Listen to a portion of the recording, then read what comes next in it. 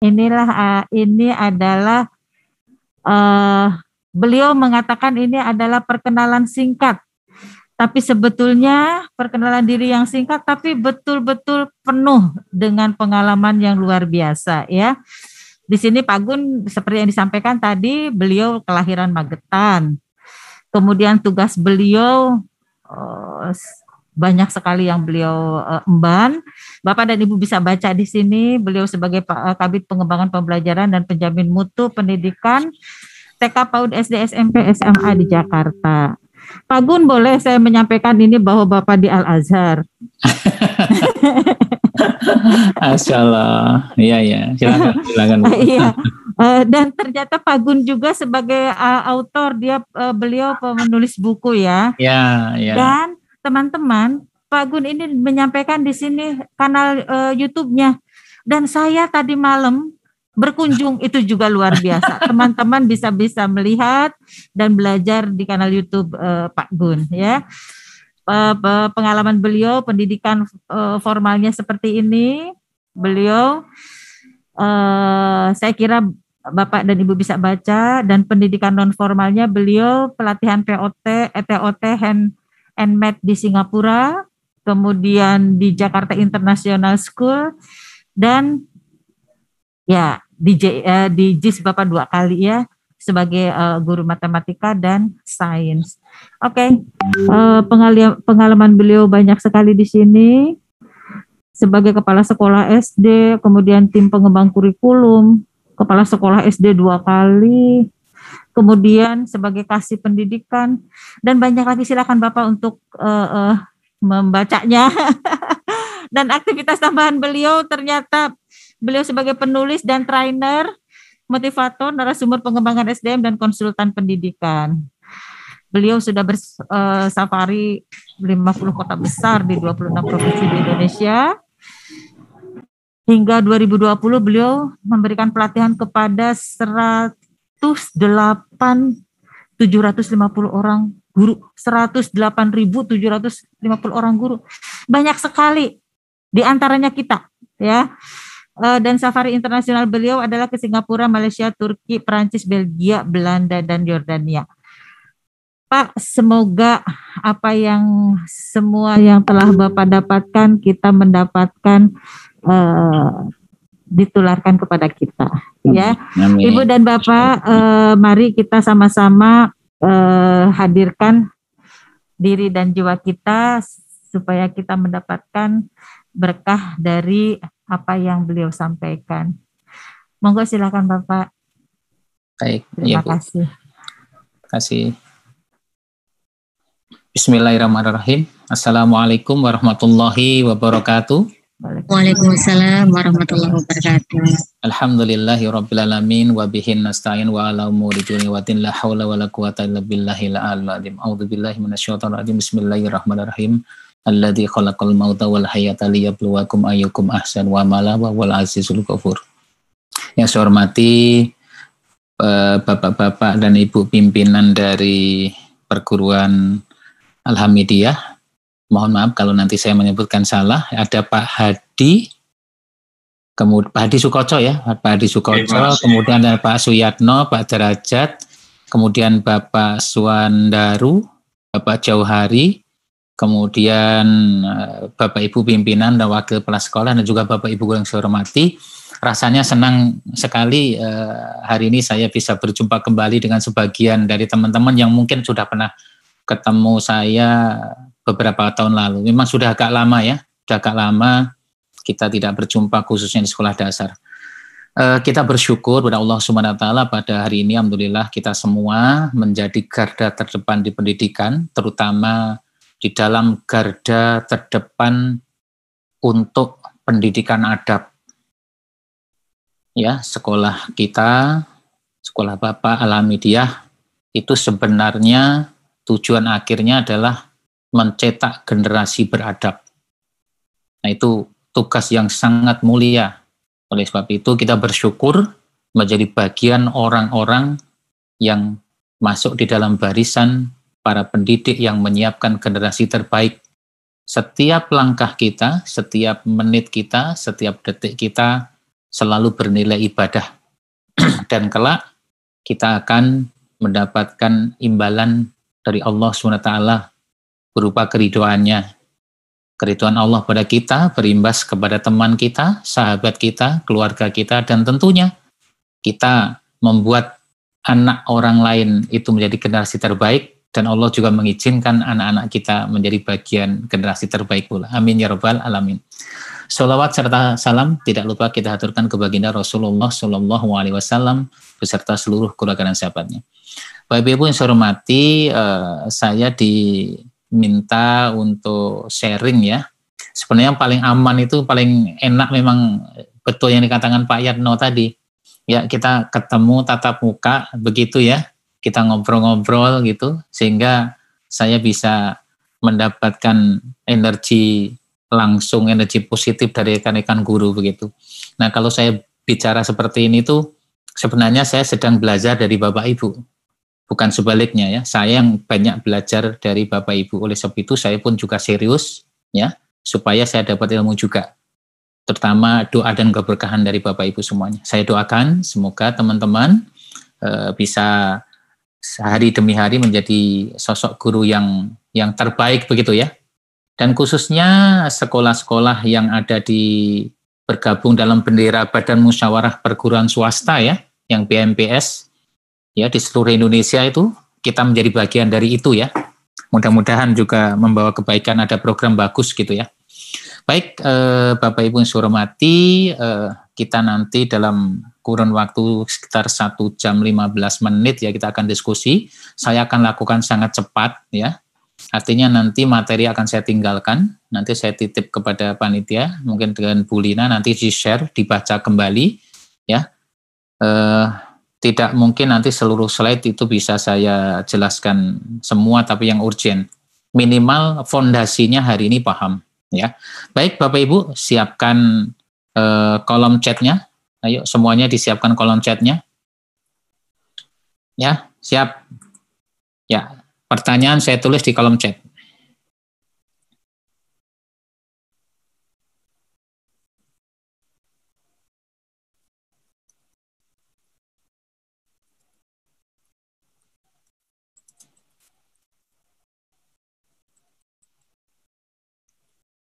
Ya, silakan dijawab.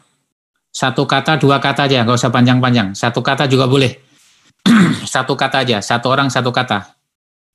Terima kasih, Pak Hanif. Ya, menyenangkan proses Pak Suyatno. Oke, tujuan bagus, adab. Ya, seru, ya keren. Persiapan, perencanaan, komunikasi, kelas, komunikatif. Ya, adanya murid. Oh ya, ya kalau nggak ada murid nggak ada pembelajarannya. Fokus. Ya, terus interaksi. Ya, oke. Bahagia, komunikasi. Oke. Ya, interaksi secara langsung ya.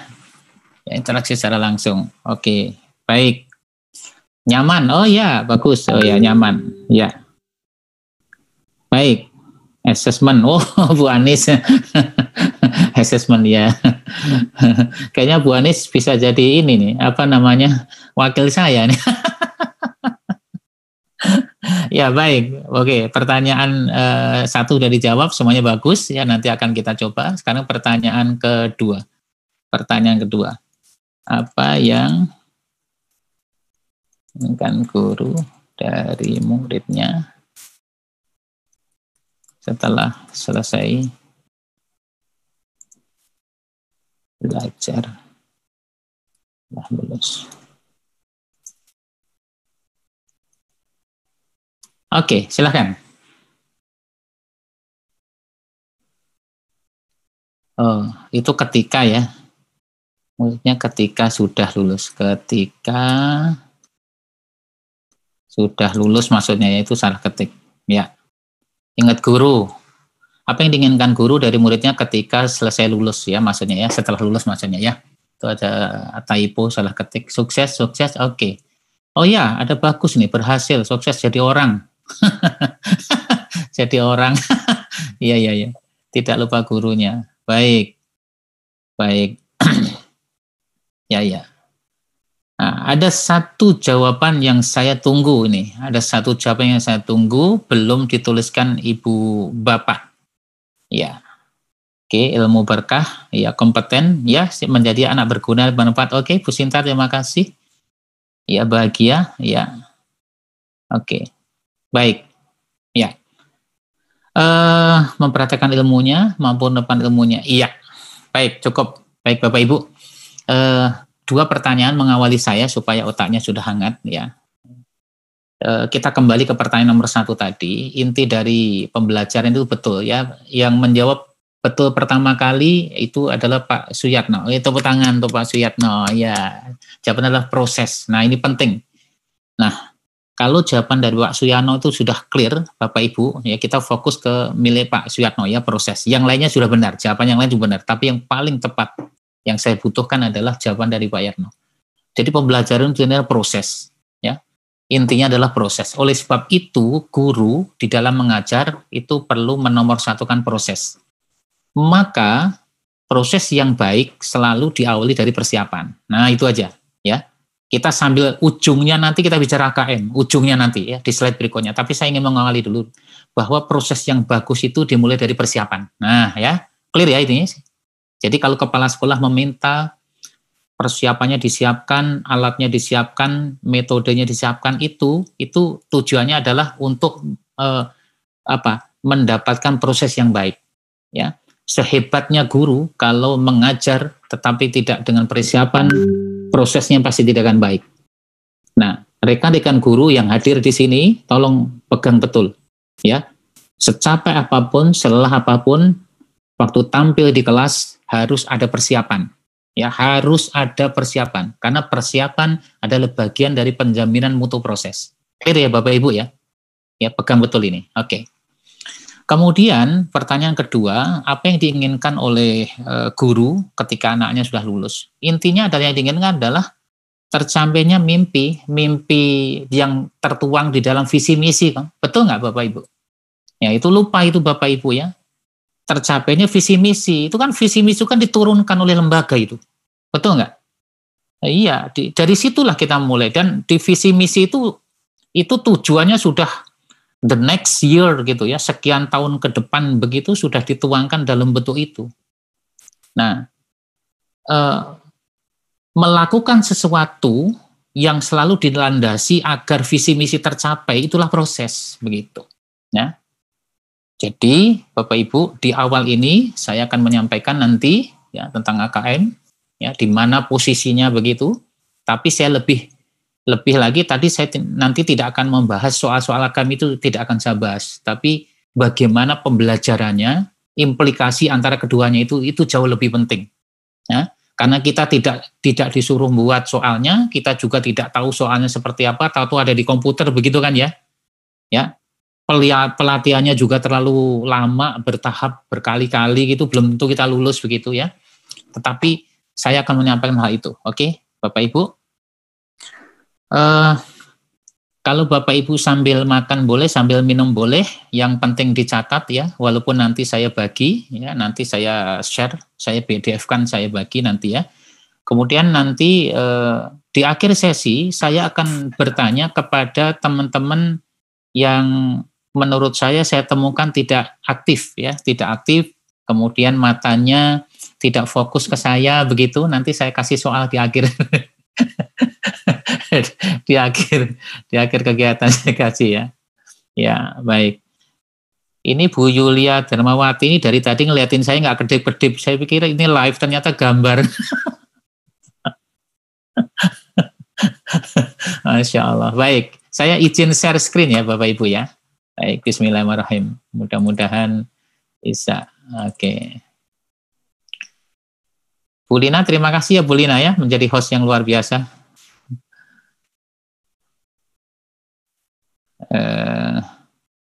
Kelihatan nggak Bu Lina? Kelihatan. Ya, baik. Saya ini Bu slide-nya. Anis ini Pak. Oh, Bu Anis ya? Iya. Iya, slide-nya jumlahnya banyak. Nanti saya pilih-pilih aja lah, nanti dibaca-baca lagi ya. Nah, Bapak Ibu, saya mengundang dengan hormat ya. Saya ini senang membuat sesuatu yang menurut saya penting begitu, sehingga saya abadikan gitu. pendapat-pendapat saya, dari pengalaman-pengalaman itu saya abadikan dalam bentuk video Bapak Ibu. Nah, videonya itu supaya nggak hilang, itu saya upload di channel YouTube.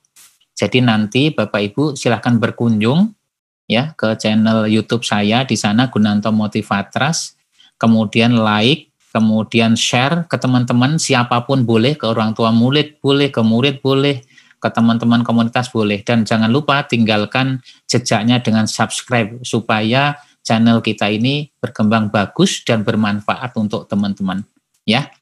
Di sana ada beberapa video motivasi, ada pembelajaran matematika, ada teknik handling tentang pengelolaan kelas, teknik memberikan PR, kemudian parenting, banyak sekali lah. Sampai hari ini sudah ada 250 video yang sudah saya upload ya. Silahkan nanti tinggal dipilih. Guru-guru matematika juga ada beberapa video yang bisa dijadikan linknya dikirim ke anak. Saya menjadi guru tamunya gitu ya. Oke, baik. Bapak Ibu, supaya pemahamannya kafah, saya mulai dari penjelasan paling awal munculnya AKM itu. Beberapa tahun lalu, sebelum AKM diluncurkan, saya kebetulan mendapatkan beberapa kali undangan karena posisi saya itu memungkinkan untuk selalu diundang itu.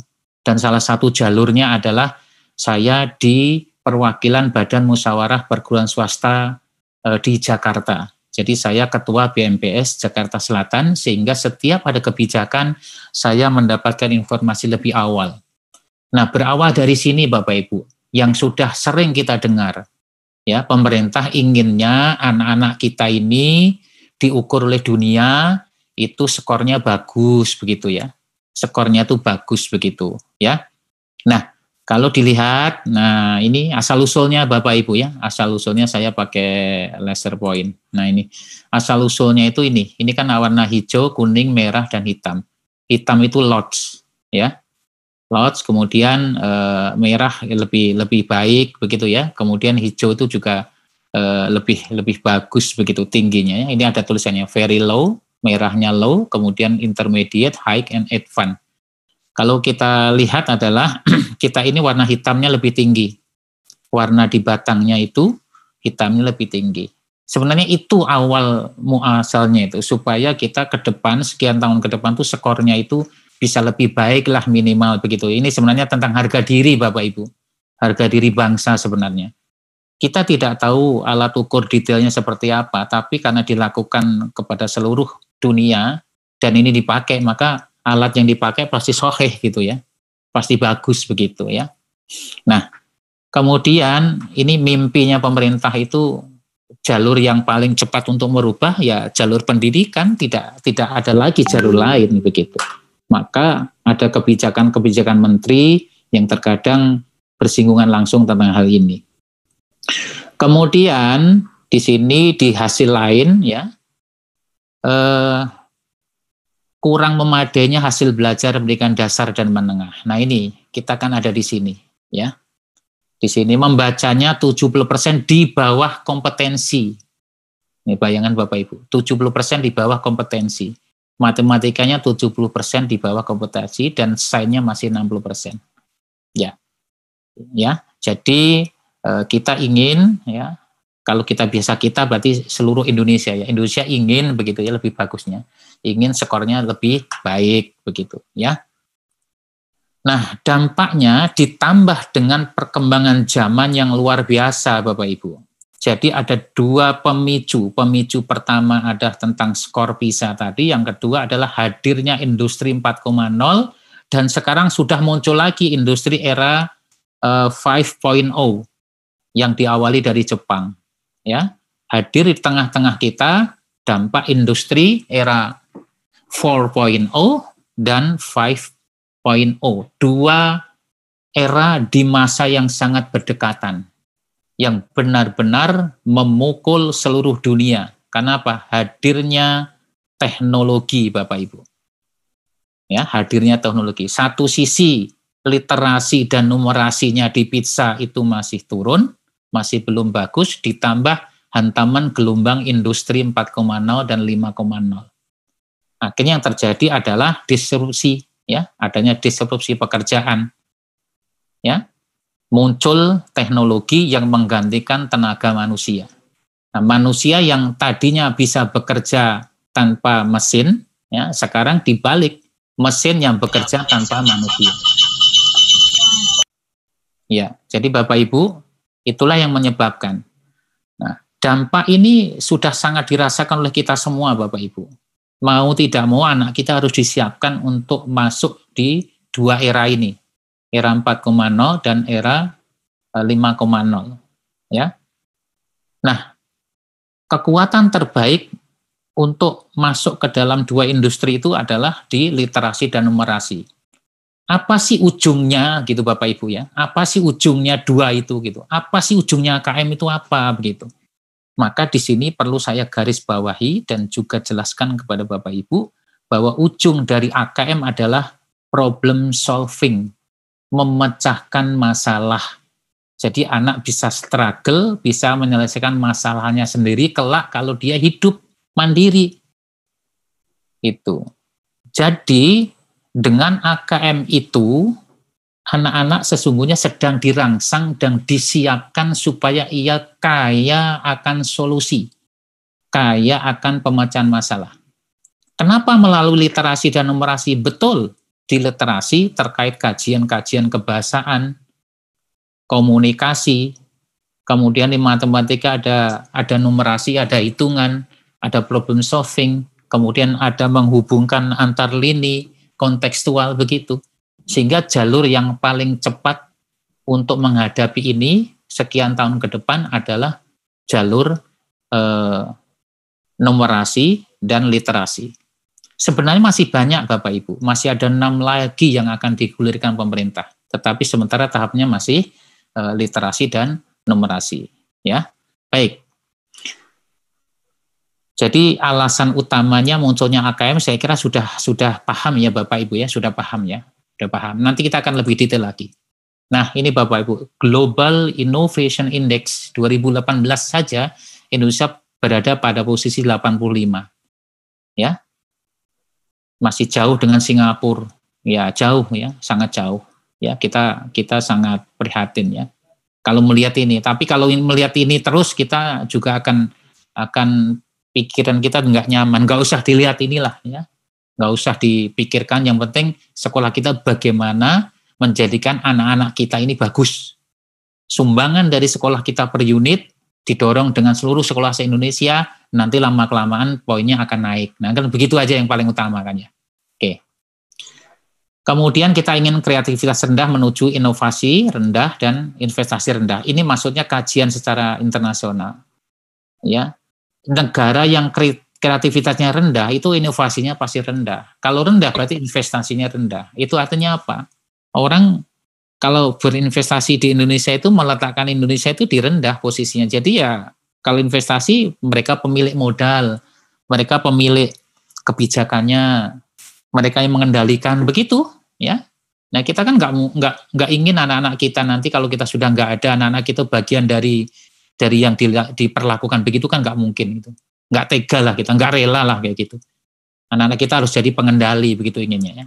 Nah salah satunya dari ini gitu. Jadi tujuannya sangat mulia, sangat besar ya.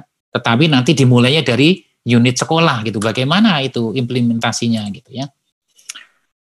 Oke, Bapak Ibu, terkait dengan pembelajaran ini kita nanti juga sedikit tentang emosi positif ya, kesehatan fisik, otak dan jiwa juga penting bagaimana gitu ya. Karena juga mau nggak mau anak-anak diminta target yang bagus, mereka belajarnya harus belajar dengan nyaman, dengan senang, enjoy, merdeka begitu ya. Dan ini syukur, bangga, penuh harapan, optimis ini juga harus dimiliki anak sebagai bekal terbaik. Nah, tadi saya pertanyaan kedua tadi, saya akan senang kalau anak saya smart. Nah, begitu ya. Saya senang kalau anak saya smart. Smart itu apa ya? Dari sisi mentalnya dia tangguh. Mental tangguh, nggak mudah mengeluh, ada masalah dihadapi, ya sampai dia tidak sanggup baru minta bantuan. Kemudian dia tahu dirinya, ya siapa dirinya dan kepada siapa dia harus beribadah. Nah, itu anak smart tuh. Pandai mengatur waktu kan begitu ya. Itu anak smart. Ya, saya pengennya seperti itu. Jadi saya kalau punya murid lulus, punya anak kayak gitu, itu keren, gitu maksudnya. Tapi bagaimana menjamin anak yang seperti itu? Ya diproses lah, begitu ya. Baik, kita lanjut. Keterampilan yang dibutuhkan di 2020 dan 2021 sampai nanti 10 tahun yang akan datang itu nomor 1 ini pemecahan masalah, berpikir kritis, kreativitas. Ini Century ya, 4C ya, kreativitas, kemudian critical thinking, kemudian komunikasi dan kolaboratif. Nah, ini dijabarkan lebih dari itu.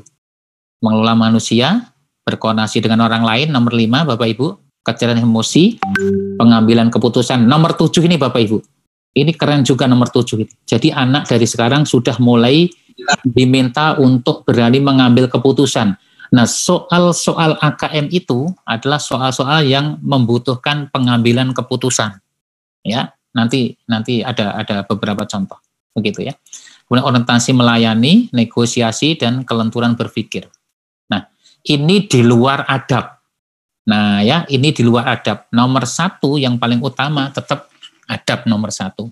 Jadi keterampilan yang dibutuhkan, skillnya adalah keterampilan menguasai pilar-pilar di dalam ajaran-ajaran Islam. Nah, itu nomor 1.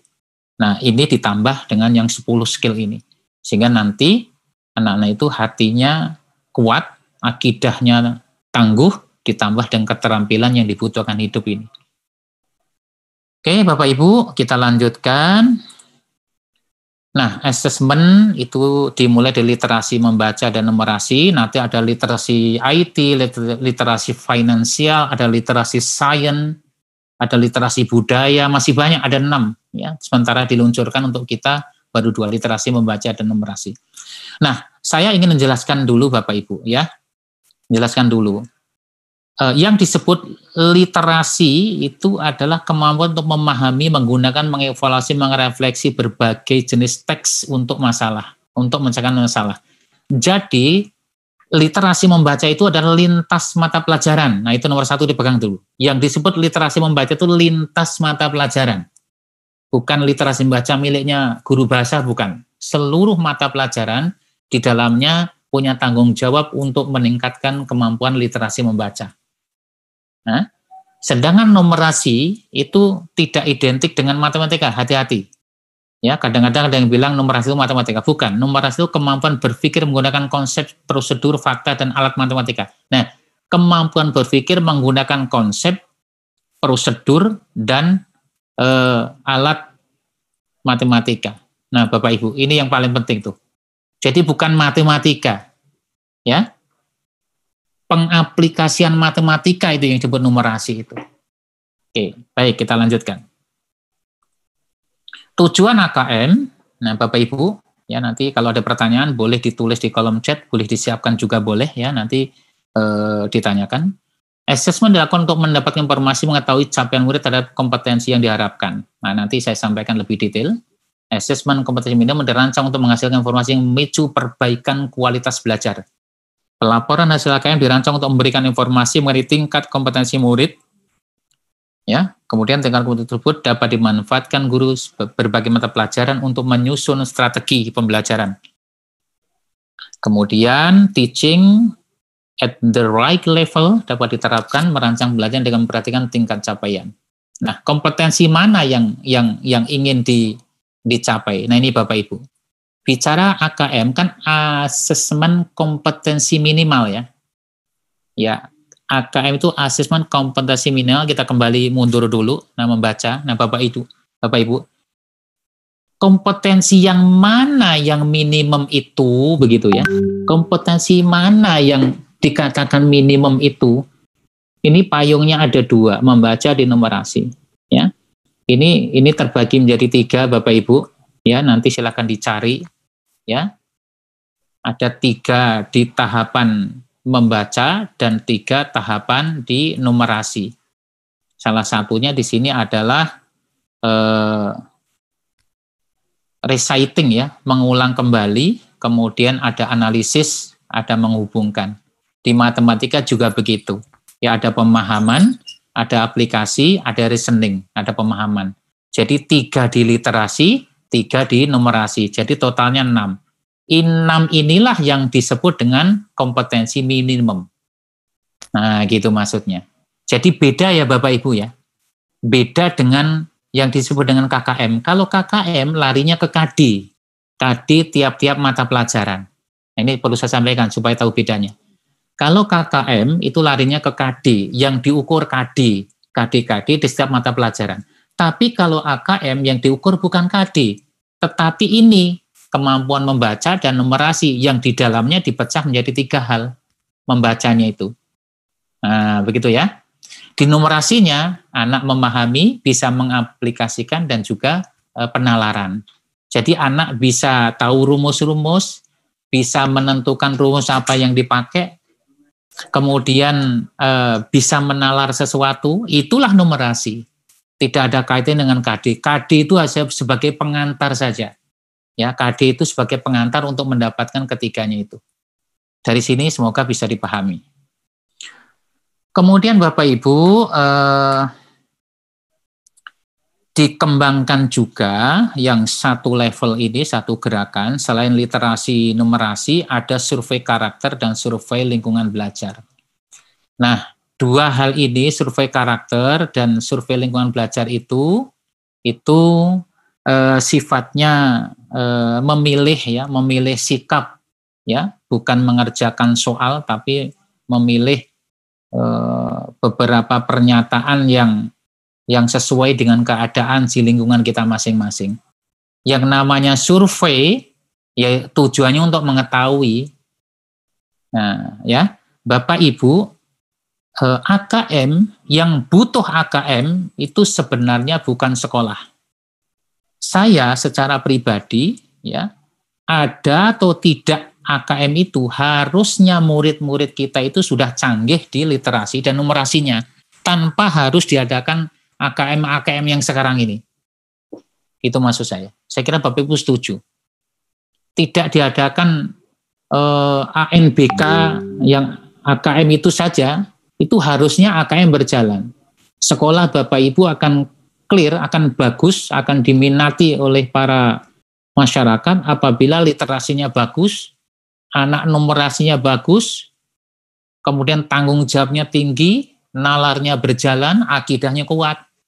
Kan itu yang dibutuhkan oleh masyarakat. Sehingga anak-anaknya jadi tangguh. Ya.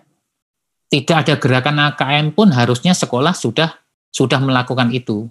Hanya saja karena tidak dilakukan secara gerakan nasional, ini dimunculkan begitu.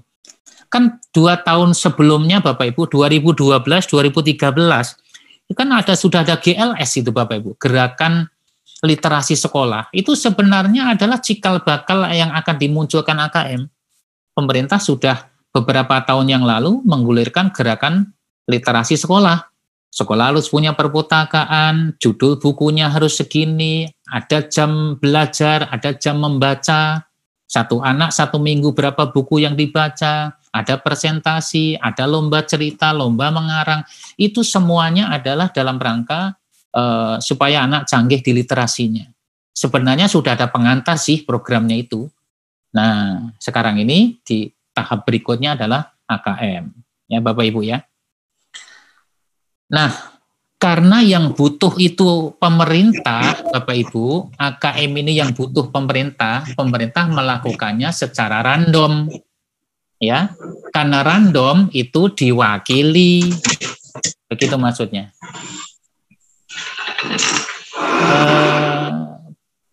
Ya, Pak Suhirman mohon di-off-kan dulu. Ya, makasih Pak Suhirman. Jadi Bapak Ibu, karena yang membutuhkan AKM itu bukan sekolah, untuk program ini loh ya, yang membutuhkan itu pemerintah, maka pemerintah boleh saja tidak seluruh sekolah, tidak seluruh murid, maka ditunjuklah kelas-kelas tertentu. Begitu Bapak Ibu, di tingkat dasar ditunjuk kelas 5, di SMP ditunjuk kelas 8, di SMA ditunjuk kelas 11. Kan begitu. Kenapa enggak semuanya? Ya namanya survei. Bukan ujian nasional, ya namanya juga survei, namanya assessment untuk keperluan pemerintah memperbaiki sistem Jadi tujuan AKM dari kacamata pemerintah adalah memperbaiki sistem. Apa itu sistem? Ya mulai dari standar-standar pendidikan. Standar pendidikan yang diperbaiki, panduan-panduan diperbaiki, kurikulumnya diperbaiki, begitu. Jadi pemerintah sedang memotret gimana sih potret literasi dan numerasi murid-muridku se-Indonesia itu kayak apa? Oke, saya pakai AKM, saya pakai NBK. Nah, itu kan kepentingan pemerintah. Begitu. Sehingga tidak berimplikasi kepada nilai anak secara individu, nggak ada hubungannya AKM dengan nilai anak, nggak ada hubungannya sama sekali Bapak Ibu. Ya. Hati-hati ya, tidak ada hubungannya antara AKM dengan capaian kompetensi yang ada di kurikulum, itu nggak ada hubungannya. Ini dua hal yang berbeda. Sementara kendaraan untuk mengukur AKM itu adalah dari mata pelajaran. Mata pelajaran itu dari KADI, sehingga KADI itu sebenarnya hanya sebagai pengantar untuk AKM itu. Kelas 4 atau kelas 5 AKM-nya dikeluarkan dari kelas 5. Matematikanya juga standar kelas 5. Kan begitu angka-angkanya. Itu sebenarnya hanya untuk kendaraan saja. Ya, tidak ada untuk menjudge. Nah ini, pegang betul ya. AKM bukan untuk mendapatkan nilai capaian kompetensi. Bukan untuk mendapatkan skor. Bukan untuk membuat ranking anak. Tidak ada. Itu adalah desain besar pemerintah untuk memotret sejauh mana efektif dan efektivitas sistem pendidikan di kita, khususnya untuk skor PISA tadi, begitu. Nah, dari sini sudah mulai paham Bapak Ibu ya. Nah, nanti bagaimana dalam pembelajarannya kita lihat. Nah, Bapak Ibu, asesmen nasional memetakan mutu pendidikan pada seluruh sekolah, madrasah, dan program pusat jenjang pendidikan dasar dan menengah. Peserta didiknya adalah ini survei karakternya, lingkungan belajarnya ini pendidik. Nah, Bapak Ibu, mungkin di antara sekolah Bapak Ibu sudah bisa kemarin menjadi piloting atau peserta, pasti mengikuti ini. Kalau muridnya ikutnya 2, literasi membaca nulis dan survei karakter, ini murid. Tetapi kalau untuk guru dan kepala sekolah, itu ikutnya adalah survei lingkungan belajar. Targetnya apa? Adalah hasil belajar kognitif, hasil belajar sosial emosional dari ini. Jadi ingin memetakan, pemerintah ingin tahu hasil belajar kognitifnya seperti apa. Maka ada bacaannya, ada hitung-hitungannya, ada matematikanya, begitu ya. Kemudian untuk survei karakternya, anak-anak dari situ pemerintah ingin melihat hasil belajar sosio-emosionalnya. Maka pertanyaan-pertanyaannya sifatnya pilihan, yang kita nggak bisa jawab dari hati nurani, tapi milih, jawabannya sudah tersedia, kita kecenderungannya kemana, begitu. Jadi dari kecenderungan itulah akan dipetakan oleh pemerintah. Ya. Nah di sini kalau Bapak Ibu yang pernah ikut, ada pertanyaan-pertanyaan yang menurut kita tidak nyaman untuk dikerjakan, ada yang namanya juga survei, ya, juga survei. Baik. AN memberi umpan balik tentang hasil belajar paling mendasar dan perlu diprioritaskan ya, kompetensi dan karakter murid sebagai tujuan. Ciri-ciri yang efektif ini ya nanti dibaca sendiri, ini enggak terlalu urgent, saya lewatin saja. Nah ini Bapak Ibu ya, di antara gerakan literasi numerasi itu ada survei karakter yang diharapkan adalah belajar Pancasila ya, belajar Pancasila ya. Tetapi saya kalau bicara ini ya hati-hati belajar Pancasila itu ya, kita harus waspada tetap bahwa ini menjadikan kita nomor 1. Nah ini harus nomor 1, yang lain belakangan, ini nomor 1 dulu. Akidah tidak boleh dicampur aduk. Belajar Pancasila sejati itu adalah yang akidahnya kuat, yang berketuhanan yang Maha Esa, yang sangat patuh kepada perintah Allah, anak yang takwa, itu nomor 1. Itulah pelajar Pancasila. Jadi jangan mengangkat keberagamannya, menghargai oke. Tapi pelajar Pancasila yang hakiki itu adalah cikal bakalnya muncul Pancasila nomor 1, ya, silanya itu, ya, ketuhanan yang Maha Esa. Nah, begitu. Karakter kita harus muncul Bapak Ibu. Kalau di sini saya girohnya muncul kalau udah begitu. Nggak bisa ditawar. Tetap harus berbasis Islam yang kuat, akidah anak-anak kuat, gurunya juga kuat. Nah, itu nggak bisa ditawar. Ya, tidak boleh ada kurikulum yang mereduksi itu. Kalau ada kita tolak, nggak usah kita jalankan. Nah, begitu ya. Jadi gelombang apapun kita tetap menomorsatukan pelajar Pancasila itu adalah pelajar yang nomor satu memiliki ketakwaan yang tinggi, akidah yang kuat. Begitu ya, setuju ya Bapak Ibu ya. Nah ini yang lain, inilah yang disebut dengan pelajar Pancasila itu ini karakternya. Dan ini yang akan dicapai dalam survei itu. Ya. Dalam survei itu bunyinya, larinya dari sini diturunkannya. Maka pertanyaannya ya ada yang tentang ketuhanan gitu, yang kadang-kadang itu juga nggak nyaman gitu. Ya, di sekolah Islam, tapi pertanyaannya bagaimana kalau kalian mendapatkan ketua OSISmu dari agama lain, kan nggak mungkin itu kita jawab, ya, nggak mungkin itu kita jawab. Nah, seperti itu. Jadi kita juga harus kritis juga begitu ya.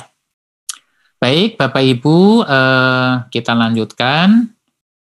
Kualitas pembelajaran, refleksi, dan kolaborasi hubungan sekolah dan iklim sekolah diukur melalui survei lingkungan. Nah, survei lingkungan itu tujuannya untuk ini ya, untuk melihat bagaimana iklim yang ada di sekolah, pengelolaannya sekolah bagaimana, fasilitasnya bagaimana, kartu muridnya bagaimana.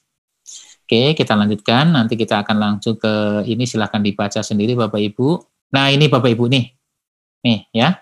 AN, Asesmen Nasional, tidak menghasilkan skor individu murid, guru maupun kepala sekolah. Jadi kalau saya ikut gitu ya, Gunanto itu ikut gitu ya, nanti nggak ada keluar tuh skornya Gunanto dari sekolah mana gitu, nggak muncul. Karena bukan itu yang akan dicapai, tapi skor saya itu digabung dengan skor yang selevel dengan saya, seluruh nasional, baru dilihat gitu. Oh ternyata level kepala sekolahnya baru sampai sini. Nah cukup itu aja. Kalau gitu apa yang akan kita lakukan? Nah, begitu. Oh, ternyata literasi anak-anak itu secara nasional baru level 6,0. Oh, berarti perlu begini, begitu. Jadi sebenarnya ini adalah sebuah kegiatan untuk menguatkan pengambilan kebijakan di masa yang akan datang, begitu ya. Jadi menyikapi AKM-nya Bapak Ibu, jangan terlalu panik, jangan terlalu tergopoh-gopoh. Tapi itu penting tuh. Nanti pentingnya saya sampaikan kenapa itu penting. Kemudian AN menggantikan model evaluasi pendidikan yang cenderung administratif, terfragmentasi, dan kurang mendorong perbaikan kualitas. Ya ini kacamata mereka lah ya, ini para pakar ngomongnya begini. Tapi intinya ya kita tetap ya, kita punya alat penilaian dan anak-anak kita perlu kita asesmen ya. Kita lanjutkan, reformasi asesmen, ini desainnya seperti ini ya Bapak Ibu, ini nggak perlu saya sampaikan, nggak terlalu urgent, intinya adalah bahwa ada beberapa elemen yang menjadi bahan pertimbangan. Level kognitifnya, nah ini Bapak Ibu, kita sudah mulai menukik nih. Jadi begini Bapak Ibu, level kognitif itu bagian dari numerasi, jadi gini, kalau anak-anak kita ini awalnya terbiasa itu ngerjakan soal itu hanya mentah. Ini kan soal mentah nih. Kalau setiap anak sering diberikan soal-soal mentah, maka pada saat dia hidup di kehidupan nyata sehari-hari, dia sulit menyelesaikan masalah yang kompleks. Nah, itu maksudnya Bapak Ibu. Jadi, mengapa soal-soal di AKM itu adalah soal yang kompleks karena diturunkan dari domain, dari ranah kontekstual sehari-hari. Karena mengapa anak-anak nanti akan hidup di dunia nyata, dari masalahnya yang dipakai masalah yang nyata. Nah ini kan gaib. Ini apa maksudnya? Ya pokoknya hasilnya 75 aja, udah selesai. Dulu kan begitu. Nah, termasuk saya kan produk yang ini, Bapak Ibu juga. Tapi yang dibutuhkan sekarang levelnya di level ke sini nih, Bapak Ibu. Levelnya, bayangkan Bapak Ibu. Loncatan dari satu ke sini, loncatannya, bayangkan. Ya, core kontennya sama angka-angkanya, tapi lihat konteksnya. Badu menggunakan kalkulator miliknya untuk menjumlahkan angka 50 dan 25. Tetapi tombol 5 pada kalkulator Badu rusak. Badu bermaksud meminjam kalkulator Ali. Ali mengatakan bahwa Badu tetap dapat menggunakan kalkulator rusak miliknya. Apakah Ali benar? Nah ini menjudge kan, saran dari Ali untuk Badu itu benar enggak? Itu kan masalah. Nah kita anak itu seakan-akan berada di luar permasalahan si Badu dan si Ali. Ya, anak itu berada di posisi di luar keduanya ini, disuruh memberikan solusi. Berarti kita menjudge. memberikan penilaian. Nah, ini nggak bisa anak disuruh, apa saranmu? Hal itu benar nggak? Kalau benar alasannya apa? Kalau salah alasannya apa? Berarti kan yang berdiri di luar Badu dan Ali kan harus lebih canggih. Harus lebih oke kan jadinya kan? Nah, ini hanya bisa kalau kita literasi dan numerasi, begitu maksudnya. Ya, jadi disinilah asal-usul kenapa soal-soal AKM-nya itu harus ada teksnya, harus ada stimulusnya, ada angka-angkanya, ada permasalahannya. Nah, supaya anak-anak nanti juga nyaman, ada permasalahan hidupnya, begitu. Ya, oke, kita lanjut. Mengapa mengukur literasi dan numerasi? Nah, ini alasannya. Nih, Bapak Ibu, betul kan yang saya sampaikan? Dua bekal ini adalah kompetensi minimum untuk sepanjang hayat. Bapak Ibu. Ya, sepanjang hayat. Maka orang yang tidak sekolah melalui jalur resmi, dia didorong untuk ngambil paket A, paket B, paket C. Itu sebenarnya adalah program literasi juga. Supaya nggak ada buta angka, buta aksara, buta huruf. Ngertinya hanya uang saja, tapi menyelesaikan masalah tentang uang nggak bisa begitu, ya. Jual beli juga banyak yang salah begitu, ya. Oke, kita lanjutkan. Nanti dibaca sendiri, Bapak Ibu. Ini saya tinggal saja. Ini kita tinggal. Nah, ini oke. Ini hanya informasi Bapak Ibu untuk SD nanti di bulan November ya. Itu tes literasinya 70 menit, numerasinya 7 menit, kemudian ada survei karakternya ya. Untuk MTS-nya juga sudah lewat. Oke.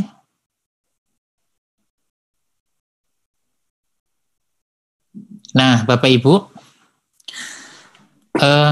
saya sampaikan apa yang saya dapat dari pelatihan nasional tentang AKM itu, bahwa sekarang ini istilahnya AKM nasional. Ya, istilahnya adalah AKM nasional, gelombangnya di gelombang kelas 5, kelas 8, kelas 11. Nanti tahun yang akan datang, kalau kebijakan ini tidak berubah seiring ganti menteri misalnya, ini tetap dijalankan, maka nanti AKM nasional itu akan bergerak menuju AKM kelas. Apa konsekuensi logisnya? Kalau hari ini soal dan sistemnya dibuat oleh nasional, nanti ke depan soalnya dibuat oleh guru kelas. Nah, mau tidak mau guru kelas juga harus bisa membuat soal-soal AKM. Kenapa harus demikian, Pak? Karena bagus, begitu. Nah, di depan kan sudah saya sampaikan tadi, ada atau tidak tentang ANBK AKM ini, harusnya sekolah sudah clear betul. Sekolah harus punya kekuatan di dua ini, literasi dan numerasi. Keren Bapak Ibu, bekal ini sangat keren. Ya, murid-murid di sana, di Al-Madiyah itu, kalau anak-anaknya itu literasinya bagus, hebat loh anak-anak kita ini, ya hebat, lebih hebat dari yang kita bayangkan Bapak Ibu. Ya, itu hebat. Kalau bisa kita stimulasi dengan baik, dia anak menjadi anak yang hebat. Literasinya bagus, numerasinya juga bagus. Berarti kan kalau duanya dipegang, kan dia menyelesaikan masalahnya kan bagus juga. Ya, baik. Kita lanjut. Nah, Bapak Ibu, hasil AKM ya akan dikelompokkan menjadi 4 peta yang berbeda. Ya, urutannya adalah intervensi khusus, dasar, cakap, dan mahir. Jadi kelompoknya ada 4. Ya, nanti ini yang ngurusin pemerintah. Kita masuk mana nggak tahu. Ya, karena datanya ada mereka. Bisa jadi nanti Depok yang Jawa Barat itu ada di dasar, bisa jadi di mahir begitu. Yang tahu kan mereka. Yang tahu kan pemerintah. Tapi intinya nanti pengelompokannya itu untuk apa? Bukan untuk kita, bukan untuk murid. Nggak ada indikasi apa-apa ke murid, tapi untuk pengambilan kebijakan dan juga membuat keputusan perbaikan. Ya, kalau di sebuah wilayah, ya, secara nasional nanti literasinya itu kurang bagus begitu ya, atau masih skornya rendah, berarti kan perlu intervensi khusus. Di daerah itu diberikan stimulasi program-program yang ingin bisa menaikkan ke tingkat dasar. Yang dasar diberlakukan supaya cakap, yang cakap dipelihara supaya menjadi mahir, kan begitu tahapannya. Itu kalau secara nasional, ya saya bicara secara nasional.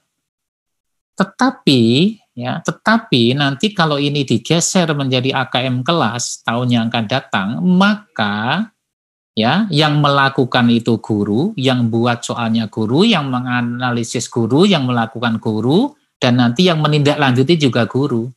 Kalau di antara 30 murid Bapak Ibu per kelas terbagi menjadi 4 begitu ya. Ini 8, ini 7, ini 10, kemudian ini 5 begitu ya. Ya, Ibu harus tahu Bapak apa yang dilakukan kepada anak saya yang literasinya masih 8 orang yang masih minus. Nah, begitu. Sehingga nanti kita kaya. Metode belajar kita akan lebih kaya karena kita punya 4 tipe ini gitu. Nah, itulah hidup ya. Jadi kelas akan jadi hidup. Murid merasa diberikan pelayanan yang prima berdasarkan dengan levelnya masing-masing. Ini syaratnya nanti kalau sudah masuk ke AKM kelas. Nah, begitu Bapak ya. Itu maksudnya. Oke, kita lanjut.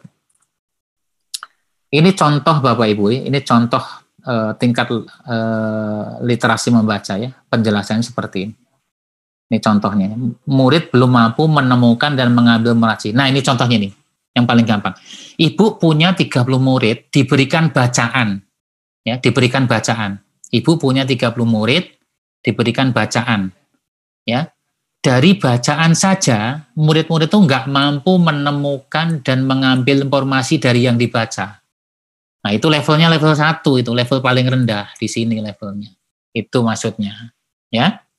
Jadi kalau sebagian besar murid itu ternyata sudah diberikan bacaan, nggak ngerti yang dibaca, nggak mampu menyebutkan yang dibaca, ya, tidak mampu menemukan informasi dari yang baca, itu levelnya level 1. Itu perlu intervensi khusus.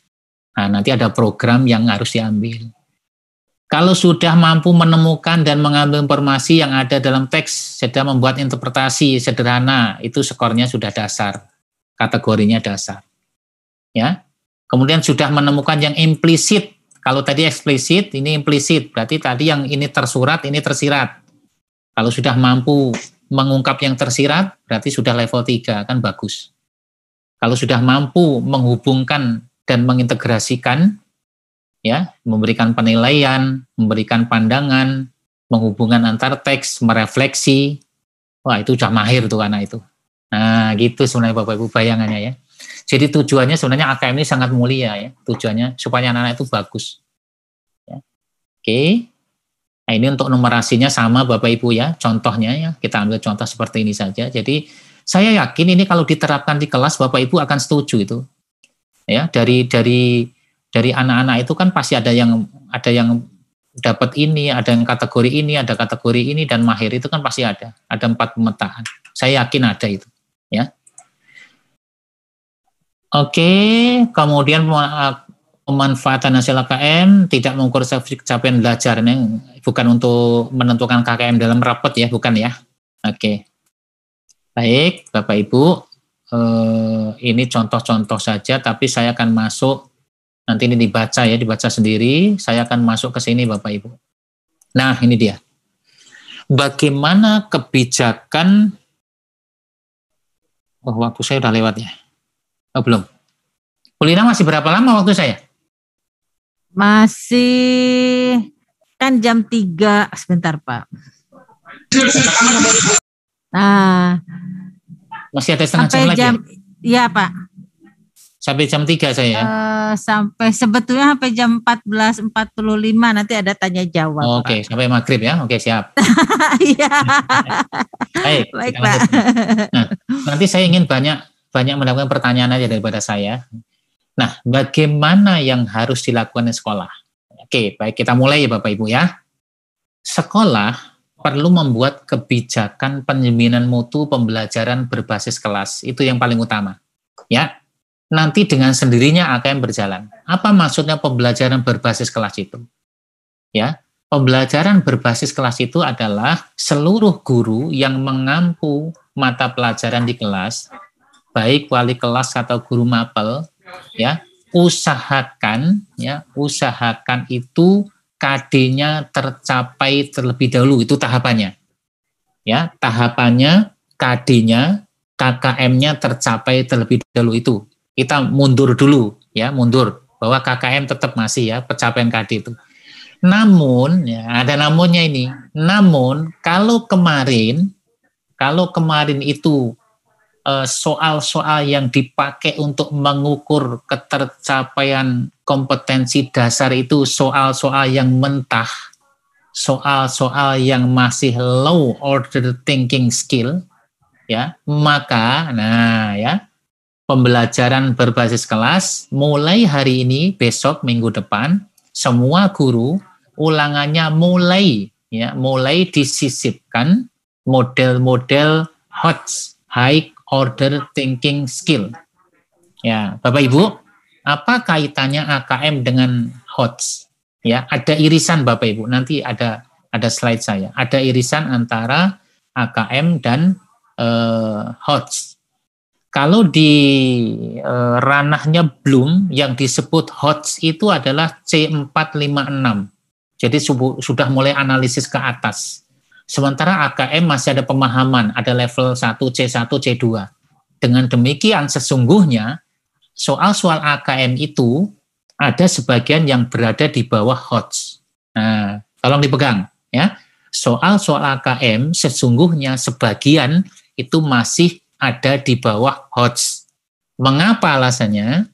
Soal AKM masih ada soal pemahaman. Soal pemahaman itu hanya rumus-rumus, menghafal rumus, memasukkan angkanya. Itu ranah C1 dan C2. Itu kan mengingat repeating. Sementara C1, C2, C3 di dalam Bloom sudah tidak dipakai di HOTS. Dengan demikian HOTS sesungguhnya lebih tinggi daripada soal AKM. Nah, clear ya Bapak Ibu ya? Harusnya nggak usah takut. Nah, tetapi saya mengajak Bapak Ibu mulai sekarang mengenalkan literasi itu. Jadi nanti sistem pembelajarannya implikasinya adalah setiap guru yang mengajar tolong ada kajian teks. Ada kegiatan membaca, yang dibaca adalah permasalahan. Sehingga guru itu ngajarnya nggak capek. Nah, gimana caranya supaya guru ngajar nggak capek? Ada strategi. Ya, pilih metode dan pendekatan yang pas. Kalau selama ini guru banyak bicara, dikurangi itu banyak bicaranya. Ya, tugaskan saja anak-anak minggu depan tolong bab 1 dibaca di rumah. Di sekolah sudah tidak ada membaca buku itu, sudah tidak membaca teks yang ada di buku itu. Tetapi langsung diberikan permasalahan yang real, yang kontekstual, dan permasalahannya itu hubungannya dengan yang dibaca. Jadi gunakan model flip classroom, ya, kelas terbalik. Kalau saat ini guru menjelaskan dan murid membahas materi, PR-nya di rumah, begitu ya Bapak Ibu ya. Sekarang dibalik, anak-anak menguasai materinya di rumah, PR-nya dibahas di sekolah. Jadi di sekolah itu penuh tugas, penuh masalah, penuh kerja kelompok, penuh kolaborasi, dia harus banyak bicara, macam-macam begitu maksudnya. Sehingga kelasnya jadi hidup, anak-anak nggak sempat ngantuk karena banyaknya activity, begitu. Nah, ini maksudnya Bapak Ibu, ya ini kebijakan penjaminan mutu berbasis pembelajaran kelas. Karena AKM ini penting, seluruh guru mulai fokus kepada kebermaknaan capaian kurikulum. Ya, maksudnya apa? Bapak Ibu, saya yakin Bapak Ibu senang kalau anak kandungnya itu rapotnya nilainya 10, 9, 8. Dan mulai agak sedih kalau 7, 6, atau 5. Betul Bapak Ibu ya? 7 ya? Iya. Tapi belajar yang bermakna itu bukan di sininya Bapak Ibu. Nah, begitu ya. Belajar bermaknanya bukan pada angka. Angka bisa menipu. Rapot bisa menipu. Rapot bisa dibuat. Karena rapot bisa diselesaikan dalam 1 minggu. Tapi prosesnya, kebermaknaannya yang tersemat di dalam diri anak itu yang nggak bisa dibohongi. Ya, anak saya bahasa Indonesia dapat 9, tetapi pada saat memimpin rapat saja, sebagai moderator, membawa acara, tampil di depan aja takut, begitu, ya itu belum bagus. Itu maksud saya. Nah, ini yang akan kita kikis begitu. Ya. Jadi skill sesungguhnya itu oke, rapotnya juga oke, sehingga terjadi balance antara simbol dengan yang terkandung di dalam simbol rapot itu. Nah, AKM, literasi dan numerasi sesungguhnya adalah melengkapi anggapan bahwa anak itu tidak hanya bagus di rapot, tapi juga bagus skillnya sehari-hari. Oke, Bapak Ibu, bagaimana belajar bermakna, maka strateginya perlu diperbaiki. Ya, bagaimana strategi yang perbaiki itu? Ya, gurunya berubah terlebih dahulu. Supaya bermakna bagaimana? Ya, gurunya perannya dikurangi, murid diperbanyak. Dari sekarang sepakat dalam 1 kali tatap muka 35 kali 2 kan 2 jam pelajaran ya. Itu maksimal guru boleh ngomong misalnya sepakat hanya 20%. Ya, hanya 20%, seperlimanya saja. Jadi 14 menit sampai 15 menit itu waktu guru ngomong. Sisanya anak-anak. Nah, itu akan senang itu anak-anak itu. Tapi kalau anak-anak mendapatkan fasilitas pengalaman belajar yang bagus. Tapi kalau gurunya idenya nggak bagus, inovasinya juga nggak bagus, ya anak-anak akan mentok dengan sendirinya begitu. Ya, itulah belajar bermakna. Belajar bermakna itu anak paham, ngerti, dan bisa diaplikasikan. Nah, begitu. Anak ngerti bahwa berbohong itu salah. Ya, anak ngerti bahwa berbohong itu salah. Maka di sekolah anak-anak dilatih jujur. Tetapi jujur yang sudah dicapai di sekolah bahwa berbohong itu salah, itu tidak hanya di sekitar pengetahuan. Dia melakukannya di luar, baik itu ada orang lain atau tidak. Dia harus jujur, dia harus berkata benar. Nah, begitu yang paling utama. Ini kan tanggung jawab yang berat, apalagi kita tidak di sekolah. Ya, maaf, tidak di rumah, nggak bisa memantau mereka di rumah. Jadi menurut saya, mulai sekarang, Bapak Ibu fokus untuk pembelajarannya adalah kebermaknaan, belajar yang bermakna. Nanti Bapak Ibu belajar yang bermakna bisa cari di Google ya. Salah satunya adalah flip classroom, nanti dicek di sana ya. Kelas terbalik, kemudian agile teacher ya. Nanti boleh ditulis agile ya, tulisannya agile teacher.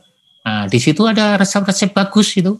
Bapak Ibu bagaimana membuat kelas itu bisa semangat literasi dan numerasinya.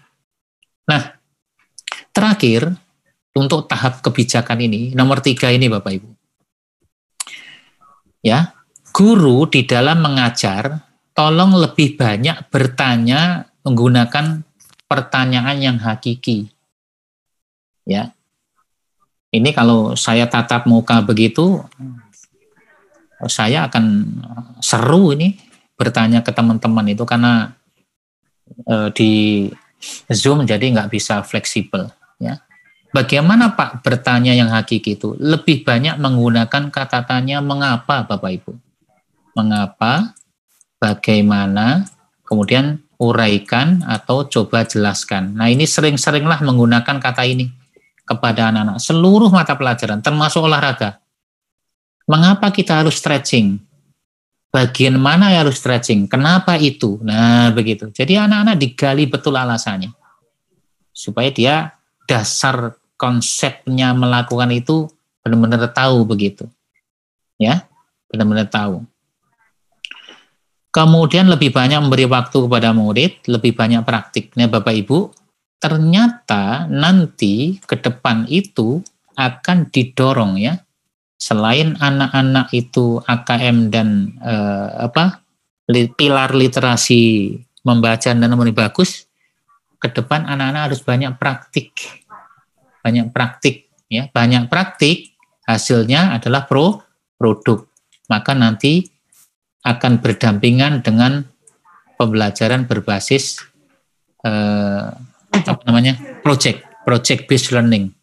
Nah, karena tadi judulnya adalah AKM implikasi dengan pembelajaran, maka ke depan Bapak Ibu sering-seringlah melakukan PBL, problem based learning.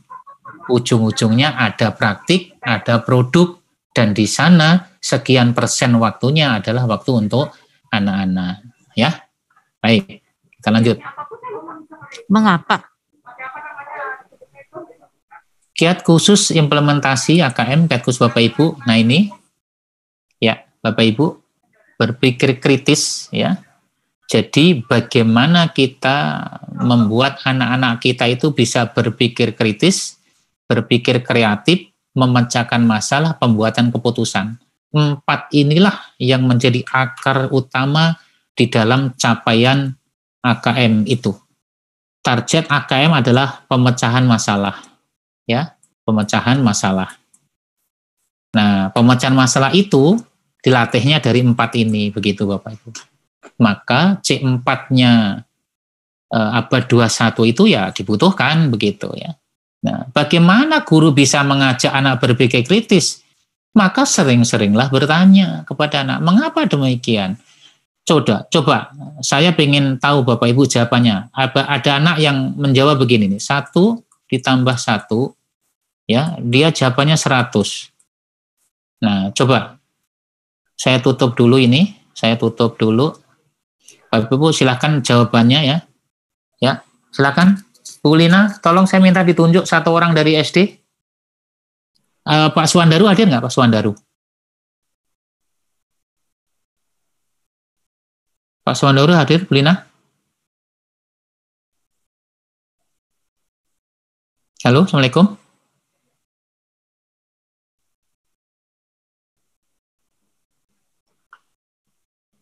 Bu Lina? Bu Lina belum di unmute. Silakan di-mute. Barusan sih ada Pak Suwandaru. Oke, sekarang saya minta dari SD aja. Saya kan nggak tahu namanya. Silakan Bu Anis yang tahu atau Bu Lina. Ditunjuk salah 1 orang. Kalau ada murid yang ada ini kasus, ya, ada guru bawa kasus gini boleh ditanyakan. Anak-anak, ada seorang anak diberi soal seperti ini, 1 tambah 1 100. Kita akan melatih mereka berpikir kritis gitu. Kira-kira gimana itu cara ngajarnya ke anak? Cara bertanyanya kira-kira? Yuk, silakan. Ini contoh sederhana saja loh, berpikir kritis. Silakan. Lina, boleh Bu Dewi yang menjawab? Ya, silakan. Ya. Silakan Bu Dewi. Bu Dewi dari SD, dari MTS Pak, Bu Dewi Pak. Boleh, silakan.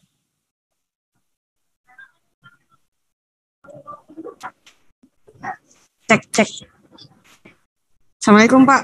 Waalaikumsalam, siap Bu? Sehat Pak. Bapak sehat Pak? Sehat Bu, alhamdulillah. Saya agak grogi ya karena pembicaranya juga guru matematika nih.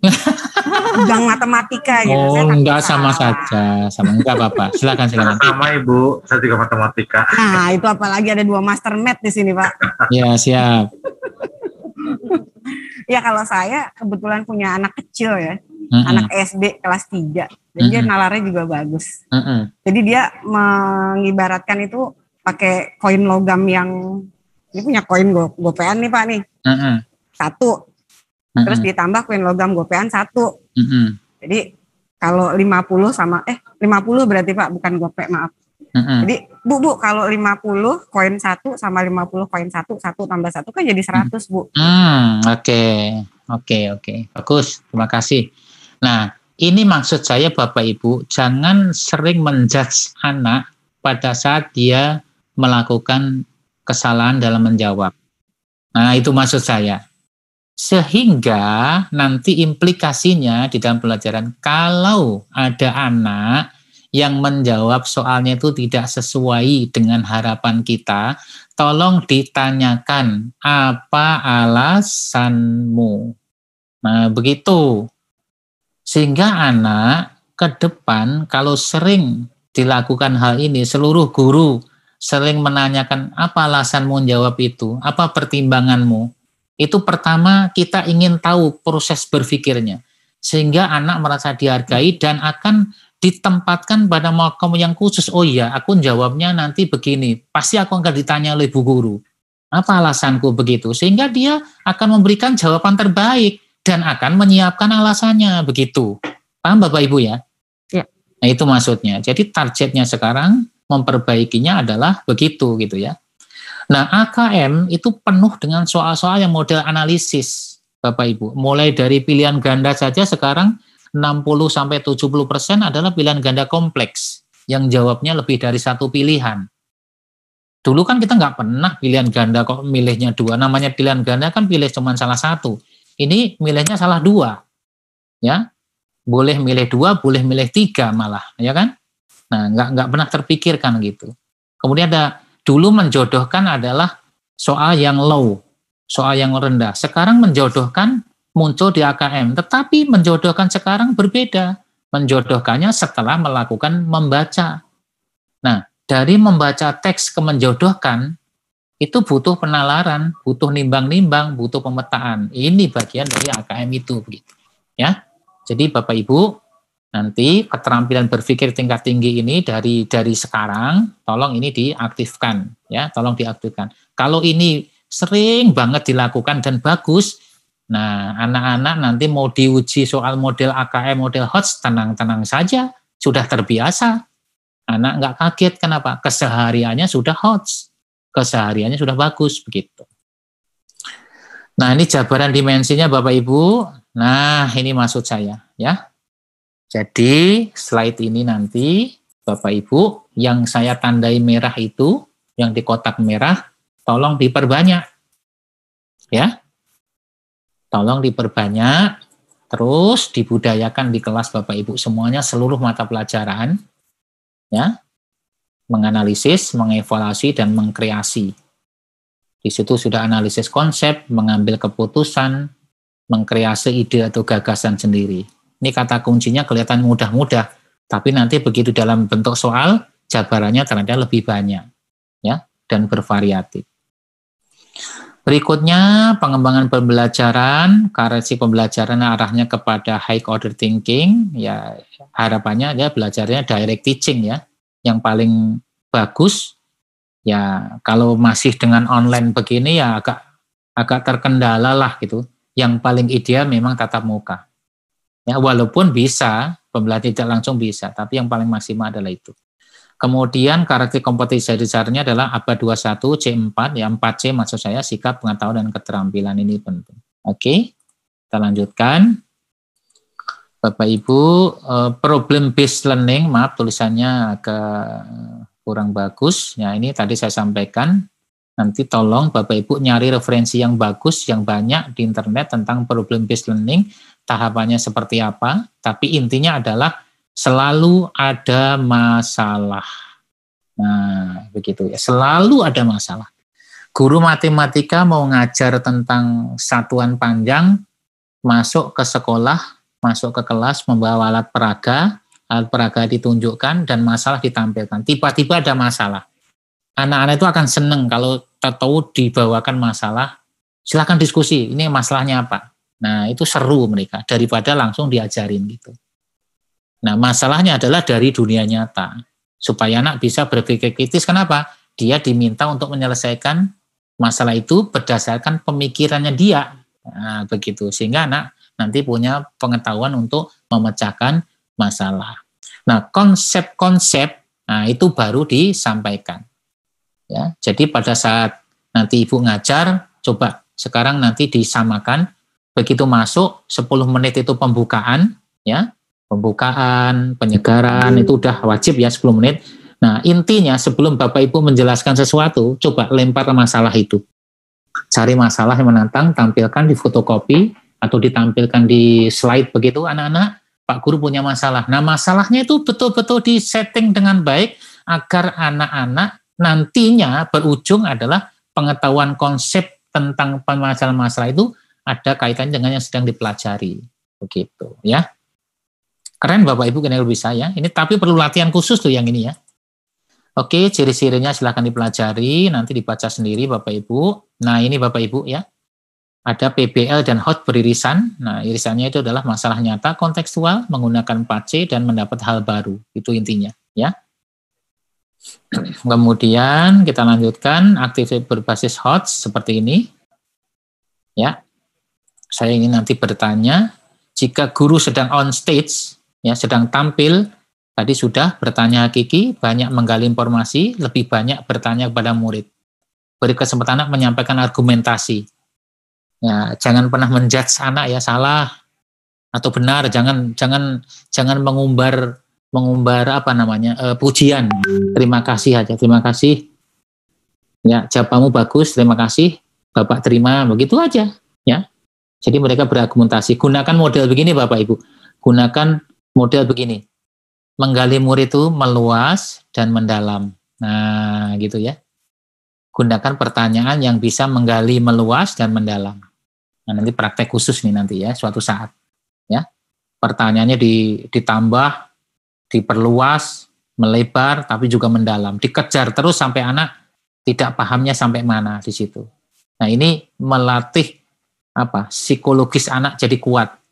Mengapa demikian? Apa alasanmu? Terus kalau ini bagaimana? Kalau ini bagaimana? Dari kacamata ini bagaimana? Begitu. Jadi dikejar pertanyaan begitu, anak-anak akan tangguh itu. Itu namanya pertanyaan meluas dan mendalam. Itu keren itu. Oke, ini hanya aktivitasnya saja. Ini cukup dari saya Bapak Ibu. Saya kira clear ya. Waktunya masih banyak. Saya beri kesempatan untuk teman-teman bertanya. Oke, silakan ditulis di kolom chat ya. Nanti saya akan buka kolom chatnya dari awal. Oke, sudah ada pertanyaan atau belum? Silakan Bapak Ibu, kalau ada yang bertanya mau langsung boleh, nulis juga boleh. Saya variasi. Silakan host dibantu. Iya, mangga. Terima kasih Pak Gun. Siap. Teman-teman barangkali ada yang ingin ditanyakan, kesempatan. Oh, nanti Pak Gun nggak ada, rugi kita. Iya, mangga silakan dari MTS. Ada yang ingin bertanya, silakan Bu Bulan. Bu Bulan itu Pak sudah melaksanakan PBL sering sekali Pak. Oh, keren. Iya. Keren. Silakan Bu Bulan, barangkali ada yang ingin ditanyakan kepada Pak Gun. Ditembak. Terima kasih Bu Lina atas kesempatannya. Ya. Baik, saya Wulan, guru sejarah kebudayaan Islam dari MTS. Ya. Begini Pak, bagaimana caranya merangsang anak untuk bisa berpikir kritis, kreatif, pemecahan masalah, dan membuat keputusan yang tepat. Oke. Kesulitannya kami anak-anak sebetulnya dari gurunya juga sih, dari saya sendiri mungkin literasinya masih kurang ya Pak. Oke. Sehingga kadang agak gemes juga nih bagaimana caranya saya mampu agar anak itu lebih aktif gitu ya. Kritis, kreatif, aktif begitu. Ya. Sehingga setiap akan pembelajaran saya harus selalu berpikir bagaimana caranya mereka supaya bisa melakukan itu semua. Mohon tipnya. Terima kasih. Ya. Bagus ya, makasih Bu Wulan. Ini pertanyaan yang tidak mudah untuk dijawab karena implementasinya tidak segampang dengan yang saya jawabnya. Intinya begini Bapak Ibu. Berarti anak belum terbiasa, itu aja intinya Bu ya. Intinya itu aja. Anak belum terbiasa ngomong, belum terbiasa menganalisis. Maka latihan yang paling bagus ya itu ternyata tidak menjadi tanggung jawab Ibu Wulan sendiri. Ini menjadi PR sekolah loh Bapak Ibu. Ya, apa yang ditemui oleh Bu Wulan di mata pelajarannya akan ditemui pula oleh guru lain di mata lain. Betul nggak Bapak Ibu? Betul. Jadi ini bukan masalah individu, ini masalah sekolah. Iya. Maka yang paling bagus adalah ada kegiatan-kegiatan yang literasinya menonjol. Misal ya, seluruh anak diwajibkan menulis. Ada satu produk tulisan per semester. Tulisannya nanti dibukukan, tulisannya dicetak. Kemudian nanti orang tuanya suruh beli, namanya ada di situ, di cover yang bagus. Diangkat dulu begitu. Nah, tulisanmu bagus loh, dicetak jadi buku. Itu sebenarnya untuk memotivasi saja bahwa kamu bisa. Kemudian yang paling penting itu adalah dalam 1 minggu sekali minimal ada gerakan yang sifatnya membaca. Misalnya gini, membaca itu ada 2, membaca yang sifatnya benar-benar membunyikan, bisa membaca tentang sifat orang. Misalnya kita tempel tokohnya Ibnu Sina, minggu itu kita tempel Ibnu Sina. Anak-anak temanya minggu ini Ibnu Sina. Ya. Nanti 2 hari sekali kita akan bicara tentang Ibnu Sina. Nah, begitu Bu. Jadi anak beri kesempatan nanti dia ngomong Ibnu Sina terserah. Ya, terserah, nanti guru menyimpulkan, ya. Kemudian nanti ditanya sering memberikan argumentasi. Intinya adalah supaya anak itu berani berbicara, itu harus dihantamkan langsung Bapak Ibu. Jadi memang 2 anak itu perlu dibenturkan. Alat untuk membenturkan adalah masalah. Dan yang paling bagus bukan klasikal, kelompok-kelompok kecil. Maka membenturkan anak itu yang paling bagus di kelompok kecil. Karena dia secara psikologis dia takut kalau berbicara di kelas dengan 20 orang. Dia lebih senang, lebih safety ngomong di 4 atau 5 anak saja. Nah, begitu caranya, Bu.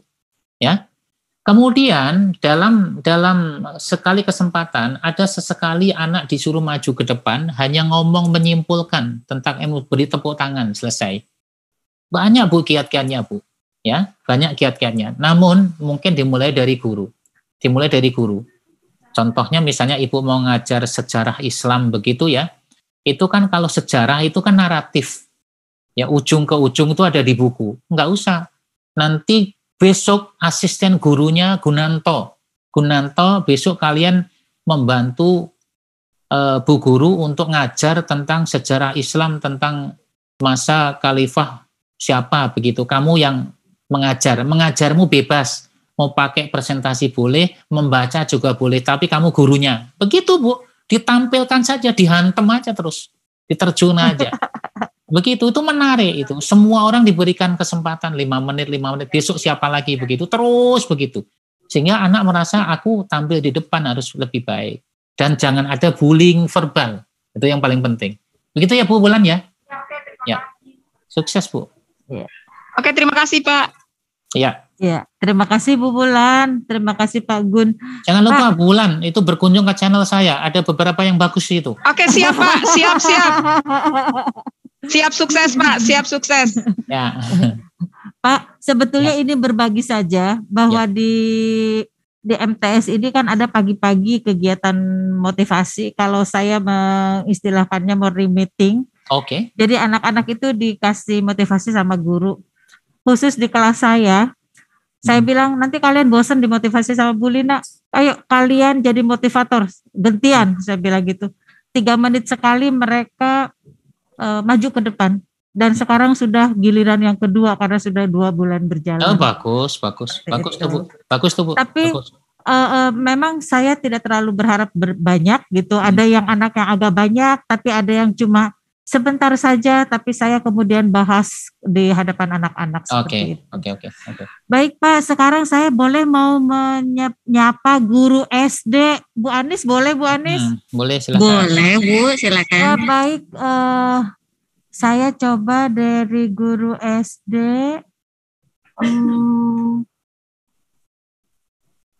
Ibu siapa nih? Silakan. Bebas, monggo. Kalau nggak ada, saya yang bertanya nih ya. Ibu Tini. Bu Tini, adakah Ibu Tini? Silakan. Bu Tini ada. Assalamualaikum. Waalaikumsalam. Silakan Ibu Tini. Ini ada ya, Pak. Bu. Ada Pak Gun, Bu Tini. Ayo. Oh iya, alhamdulillahirobbilalamin. Terima kasih Bu Lina atas kesempatannya. Ya, bismillahirrahmanirrahim. Assalamualaikum warahmatullahi wabarakatuh, Pak Gun. Waalaikumsalam ya Bu. Ya, alhamdulillah bisa diberikan kesempatan untuk bertemu dengan Pak Gun walaupun di dunia maya. Masya Allah.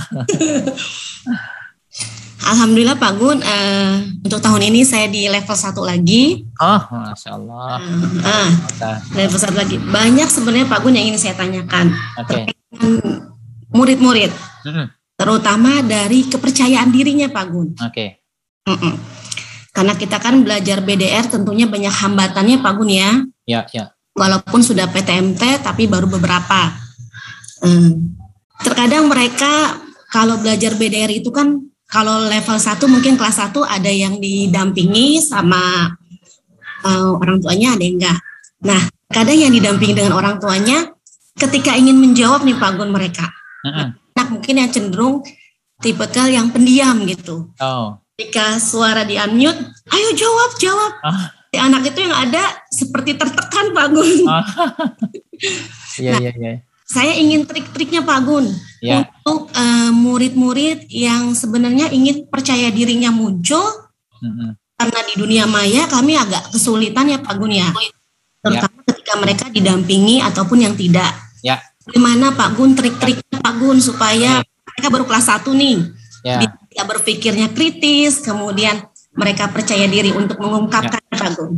Ya, baik. Pertanyaan bagus. Terima kasih Pak Gun. Bagus.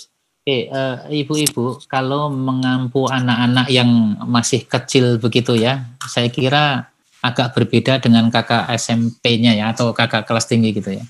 Nah, ada satu hal menarik pengalaman saya Bapak Ibu ini saya sampaikan. Jadi pada saat saya memberikan pertanyaan ya supaya mereka percaya diri ya. Tadi kan pertanyaan percaya diri.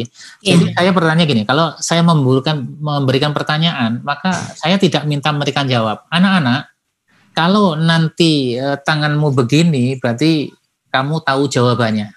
Nah, tapi kalau tanganmu begini berarti kamu ragu-ragu atau belum tahu. Itu aja dulu.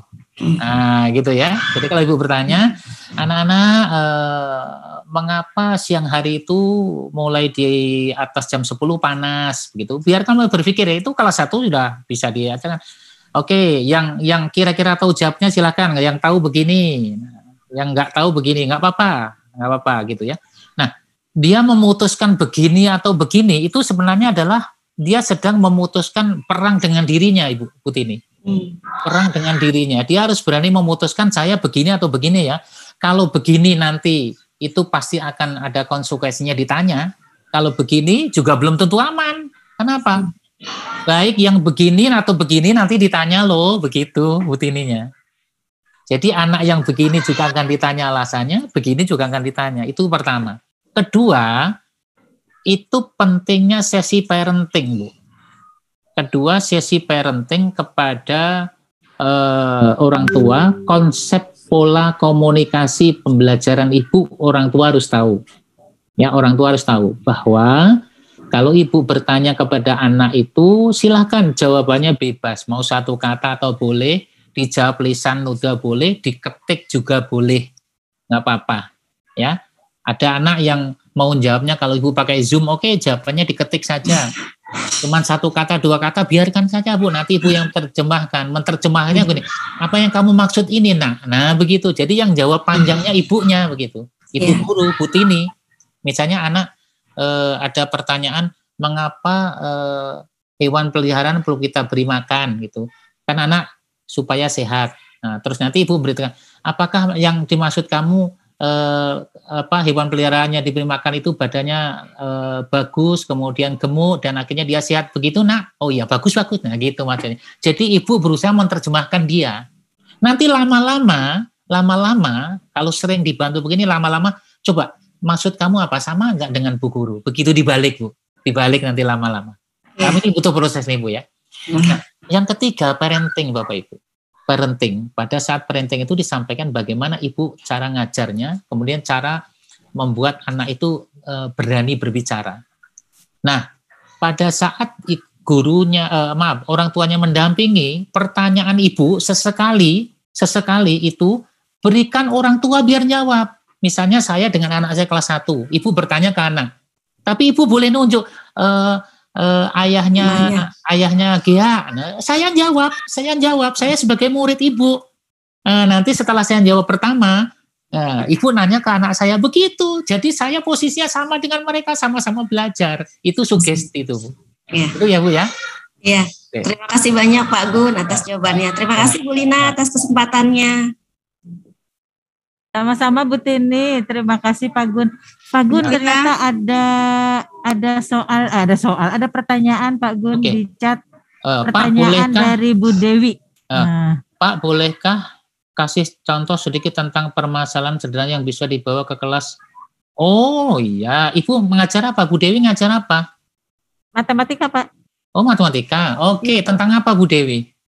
Di SMP ya? Ya Pak, persamaan garis lurus Pak. Persamaan garis lurus. Oh, oke. Baik Bapak Ibu. Mungkin permasalahan gini, kalau persamaan garis lurus itu kan yang itu ya Bu. Ya apa namanya, yang kalau visualnya kan garis lengkung ke atas, lengkung ke bawah itu ya? Bukan. Betul Pak. Ya Bu ya? Hah? Bukan Pak. Yang mana? Yang persamaan garis lurus Pak. Oke.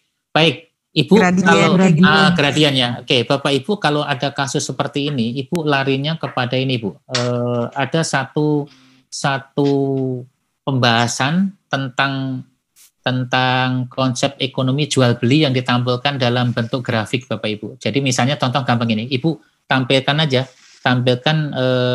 diagram Kartesius itu ya, ada sumbu X sumbu Y, Ibu tarik garis dari 0 ke ujung sehingga nanti nilai X janjinya sama.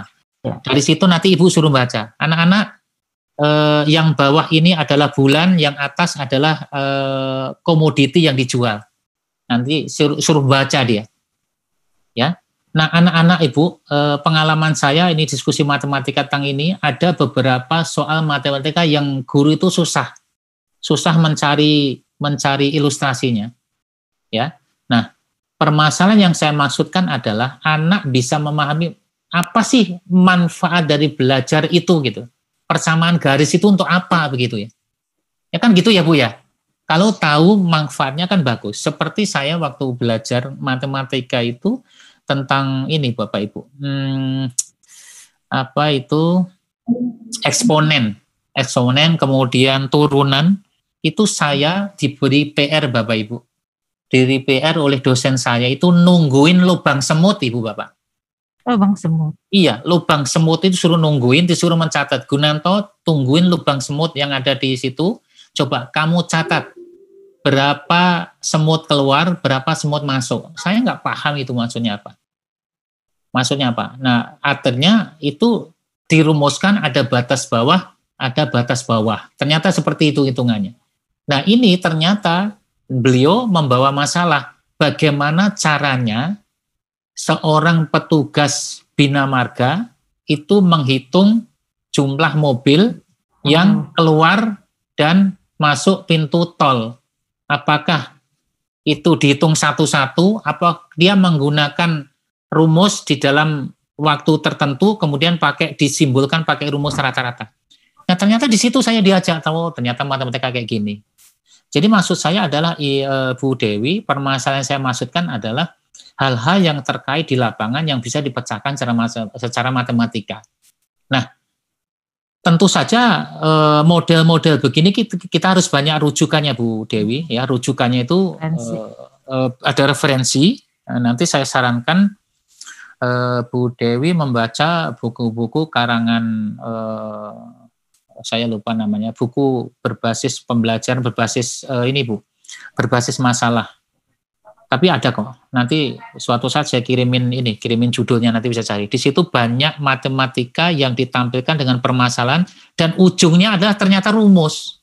Ujungnya itu ke rumus-rumus. Oh, ternyata ini cocok. Masalah ini cocok untuk KD ini, masalah ini cocok untuk KD ini. Begitu ternyata Bu. Itu akan bagus sekali. Iya. Nanti saya cari bukunya, ketemu saya sampaikan judulnya ke Ibu Nari. Ya, begitu Bu. Iya. Baik Pak, terima kasih Pak. Oke, terima kasih Pak. Ini yang di SD kok nggak ada yang bertanya ya? Bu Lina? Ya. Ya, mungkin saya bisa bertanya. Oh, mangga. Ibu, mangga silakan Bu Mariamah ya? Iya. Oh, silakan Bu. Salam kenal Pak Ya, Gunanto dari saya Ibu Mariamah. Iya Bu. Saya mengampu bidang bimbingan konseling. Oh, Masya Allah. Ada 2 pertanyaan Pak yang ingin saya tanyakan. Yang pertama mungkin hampir sama dengan Ibu Ulan ya. Salah satu layanan klasikal saya dalam bimbingan konseling adalah menayangkan video-video motivasi yang di akhir itu anak-anak diminta untuk menanggapi atau mengomentari atau apa yang nilai-nilai yang terkandung dalam video tersebut. Ya. Nah, di dalam satu kelas itu memang hanya anak-anak itu saja yang memang sering berkomentar, memberikan tanggapan, dan anak-anak yang lain lebih banyak vakum ya, diam. Ya. Namun 1-2 anak kalau kita coba menanyakan itu terbuka juga akhirnya menjawab seperti itu. Nah, yang kedua, tadi pas sekali dengan yang Pak Gunanto sampaikan terkait dengan literasi yang dibukukan. Saya itu ada rencana memang belum saya lakukan tentang self healing Pak.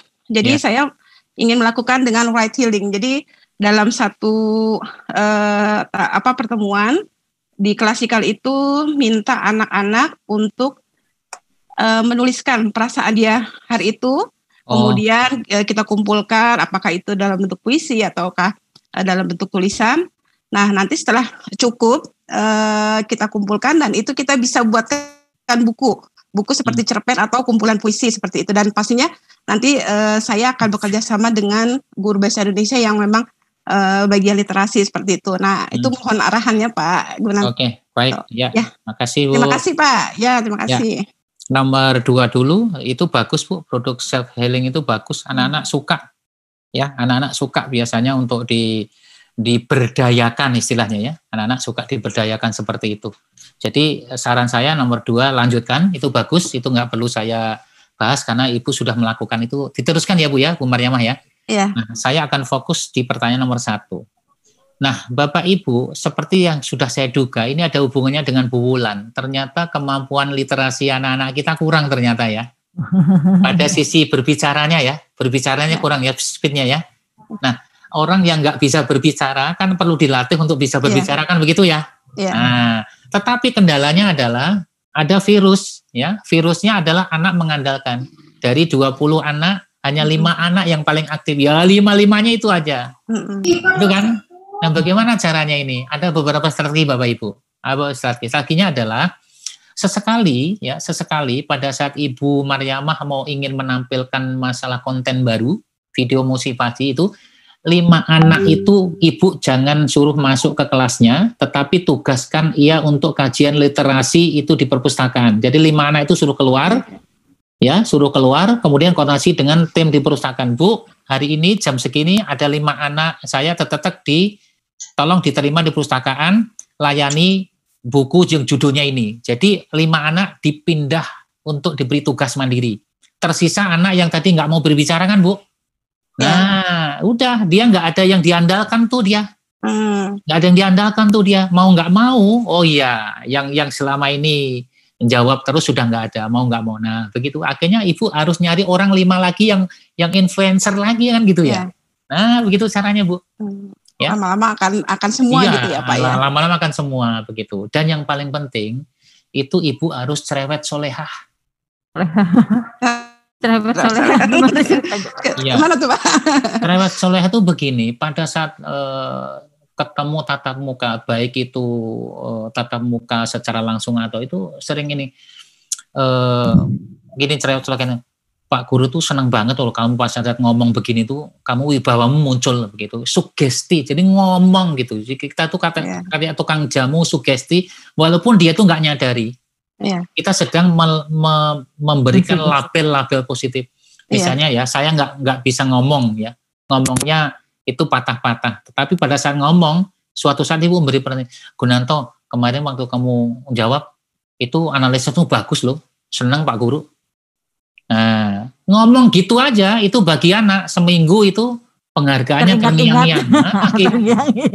Iya. Jadi semangat ya Pak ya. Semangat. Jadi nggak ada ini gitu ya, Bu Mariamah ya. Iya, baik. Nah, oke. Sukses. Selamat mencoba. Nanti laporkan kembali. Baik Pak. Terima kasih Pak Gunanto. Ya. Berarti Pak Gun kemari lagi. Oh, insya Allah. Ya.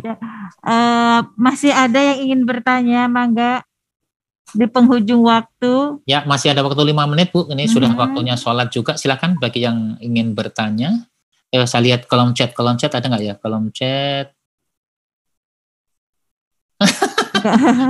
Iya, cerewet soalnya. Saya Pak Gun. Oh, nggih. Siapa nih? Monggo siapa? Ini mungkin sedikit agak curhat. Oh, Pak Yatno. Oh, Pak Yatno. Ya. Nggih, monggo. Halo Pak Gun, jadi gini, dengan adanya AKM ini kan sebenarnya sebagai bentuk manifestasi ya kemarin ANBK yang dipandang beradil lah begitu ya. Ya. Nah ini justru di AKM ini kan ada semacam kesenjangan digital gitu ya, kesenjangan digital yang saya maksud banyak loh wilayah-wilayah kita ini yang belum tersentuh dengan adanya kemajuan teknologi ya. Oh oke Pak. Jadi siap. Saya ada teman ditugaskan di Papua sana, kan internet kabelnet aja nggak ada di sana gitu kan. Ya. Nah ini bagaimana bisa ada sentuhan dengan adanya AKM ini. Iya. Kemudian adanya multikultural di negara kita. Jadi kita harus akui ya bahwa kita itu kan berbangsa-bangsa, bersuku-suku. Itu tentunya AKM ini kan pengaruhnya sangat besar, terutama budaya secara umum, budaya pendidikan di Indonesia ini. Anak-anak ini akan lebih sulit memahami soal dalam bentuk narasi. Ya. Saya sudah mencoba juga untuk soal yang tadi seperti Pak Gunawan sampaikan, Pak Gunanto sampaikan 50 tambah 25 sama dengan 75 itu sudah terbiasa seperti itu, mental anak kita itu seperti itu Pak gitu. Ya. Mungkin gurunya juga sama. Tapi setelah kita ubah dalam bentuk soal cerita gitu ya, itu mereka ampun mengerjakan nggak bisa, karena memang ternyata pemahaman anak untuk bacaan ini atau narasi ini masih sangat rendah gitu. Ya. Jadi kan PR kita sebagai tenaga pendidik itu bagaimana kita memecahkan permasalahan di sini gitu. Mengenai bagaimana anak ini kita giring atau kita didik supaya mereka itu lebih mudah memahami kalimat soal dalam bentuk narasi begitu Pak. Oke. Mungkin ada triknya dari Pak Gunanto. Terima kasih. Siap. Ya, Pak Yatno, izin anak-anak kalau tatap muka boleh bawa HP nggak? Laptop kita, insya Allah. Oh, laptop, tapi HP nggak boleh? Nggak boleh. Oke, baik. Saya yang teknologi tadi ya, Bapak Ibu kembali ke yang saya sampaikan adalah memang dunia kita kan dunia teknologi ya. Terus AKM kita ini kan pakai teknologi. Tetapi Bapak Ibu ya, pada prinsipnya itu kan desain tadi kan untuk pemerintah ya. Maka pemerintah ingin memetakan seluruh nasional termasuk di Papua. Lah Papua itu teknologinya nggak ada kok dipetakan, kan aneh jadinya kan gitu ya. Maka itu urusannya pemerintah. Kalau memang Papua akan dijadikan sebagai sampel, ya harus dimetrikalisasi dulu, disuplai dulu alatnya gitu. Ada metrikalisasi dulu gitu. Kalau enggak ya nanti enggak sesuai dengan harapan. Itu pertama. Jadi teknologi penting. Kalau untuk AKM memang memetakan itu secara nasional, teknologi mau tidak mau harus ada. Nah, sekolah yang enggak bisa, ya jangan diikutkan AKM. Sekolah yang tidak ikut AKM bukan berarti nggak punya tanggung jawab AKM gitu maksudnya Pak. Nah AKM tanggung jawabnya menjadi tanggung jawab sekolah melalui gerakan tadi gitu, bahwa literasi dan numerasi itu penting walaupun tidak dilakukan oleh pemerintah. Begitu ya Pak Itno ya, yang pertama. Yang kedua, bagaimana anak-anak itu sekarang teknisnya numerasi itu bagus. Bapak Ibu ya, Rasulullah sudah mencontohkan ya, bagaimana Rasulullah itu ada 13 atau 17 cara Rasulullah mendidik anak-anaknya, cucunya. Salah satunya adalah dicontohkan langsung. Dicontohkan langsung. Ya, kalau anak-anak kita ini literasinya nggak bagus, berarti contohnya yang kurang. Modeling. Siapa contohnya itu? Orang tua dan juga guru. Guru modelnya. Nah, kalau saya tanya sekarang ini, Bapak Ibu, dalam seminggu berapa judul buku yang Ibu baca? Ayo. Ah, ya kan? Halo, iya. Iya. Jadi kalau yang dibaca itu bisa jawab itu. Oh Pak, saya baca judulnya banyak, tapi judulnya doang. Nah, coba kalau anak-anak melihat setiap hari, ya saya itu ngajar di tempat Bapak gitu ya. Setiap hari saya megang buku bacaan, ya. Setiap hari sengaja judul buku bacaannya saya lihatkan, kemudian saya duduk di lobi kelas, duduk nongkrong sambil anak-anak, kemudian saya baca. Ya, dilihat anak setiap hari itu satu orang gurunya Pak Gunanto tiap hari itu selalu baca buku, kemana-mana baca buku. Itu minimal saya sudah bergening. Ya, kalau saya nanti ngajak anak, ayo nak baca buku nak, banyak yang saya sudah melakukan itu begitu. Tetapi kalau saya hanya ngomong saja, tetapi anak nggak melihat saya baca, ya mereka meragukan. Gitu. Termasuk nulis, termasuk bagaimana kita senang. Pokoknya literasinya berjalan lah. Kemudian kadang guru-guru itu ngumpul di halaman begitu ya. Kemudian salah satu guru bedah buku. Nah misalnya nanti Pak Saaman di panggung, gurunya membentuk huruf U begitu melingkar, duduk di situ Pak Saman bawa buku. Bapak Ibu hari ini kita akan bedah buku judulnya ini. Jadi yang ngomong narasumbernya Pak Saman, yang lainnya dengarkan. Itu kalau dilihat murid Bapak Ibu keren itu, keren. Namanya budaya bedah buku. Nah itu maksud saya, memang harus begitu. Kita mulai dari kita dulu gitu. Nggak bisa langsung aduh enak gitu, kita enggak gitu. Jadi ada literasinya gitu. Nah, kalau sesekali anak itu dalam acara santai boleh membawa HP, nah Pak Yatno, Bu Lina, dan juga Bu Anis, anak-anak itu kan di HP-nya ada menu QR code ya. QR code kan ada ya. Nah, saya ide menarik itu. Suatu saat bulan November kan bulan bahasa tuh. Ya. Oh, November ya. Nah, November itu bulan bahasa. Maka sekolah tim IT-nya produklah barcode itu dan ditempel di meja-meja, ditempel di kelas-kelas, ditempel ke kantin-kantin, ditempel ke ruang tunggu, ada barcode begitu. Nah, barcode itu begitu di-scan dengan QR code-nya, dia isinya cerita-cerita yang bagus. Nah, di-scan gitu. Aku hari ini dapat tiga gitu scan. Jadi anak-anak berlomba-lomba men-scan. Gitu. Itu juga menarik itu. Jadi barcode itu, yang satu barcode itu isinya bisa satu buku gitu. Cerita satu buku 16 halaman itu cuma satu barcode. Anak sambil pulang dijemput ibunya, klik, sambil pulang baca. Itu kan literasi namanya. Itu Bapak Ibu ya. Banyak yang bisa dilakukan. Begitu Pak Yatno yang bisa saya sampaikan. Ya, ini perlu waktu panjang memang Pak Yatno, tapi harus kita mulai dari sekarang. Kalau enggak nanti kita terlambat ya. Siap Pak. Suatu saat kita bisa diskusi lebih detail kalau tatap muka desain lebih keren ya, mudah-mudahan. Insya Allah ya Pak ya. Pada saat tatap muka Pak Gun bersedia kemari lagi. Iya, saya sering lewat situ tapi nggak mampir. Sering lewat saya. Karena saya ada sekolah binaan di situ juga. Oke. Bapak sekarang sudah jam 3.20. Oke, saya kira cukup ya. Cukup, mangga. Terima kasih Pak Gun. Tapi saya ingin menyampaikan kepada Pak Gun bahwa sesungguhnya kita baru mulai Pak kegiatan literasi. Tanggal 29 kita akan ada lomba menulis untuk seluruh siswa dan seluruh guru, dan kemudian kita nanti akan buat e-book, Pak. Mantap. Tanggal 29 apa? Oktober sekarang. Oh, bulan ini ya? Iya, bulan ini Pak. Insya Allah. Mohon doanya. Mudah-mudahan sukses semuanya. Ya. Jadi yang melomba itu bukan cuma siswa, santri, tapi juga guru. Bu Lina, ada gurunya yang masuk di Guru Siana nggak? Guru Siana, ada nggak Bu Anis? Sepertinya belum ada. Belum ada. Di mana? Bapak Ibu, cobalah nanti masuk ke blogspotnya, webnya Guru Siana. Ibu masuk menjadi member. Ya. Di situ ada challenge 1 hari 1 menulis. Jadi tulisan saya hari ini sudah 361 per hari ini. Subhanallah. Jadi setiap hari saya nulis. Nah, saya ngajak nulis ke teman-teman, gagah saya. Karena tiap hari saya sudah nulis. Ya, sudah 1 tahun ini saya nulis tiap hari. Tentang kolom, tentang apa Guru Siana? Guru Siana. Gurusiana.com. Nah, di situ Gunanto Motivatras.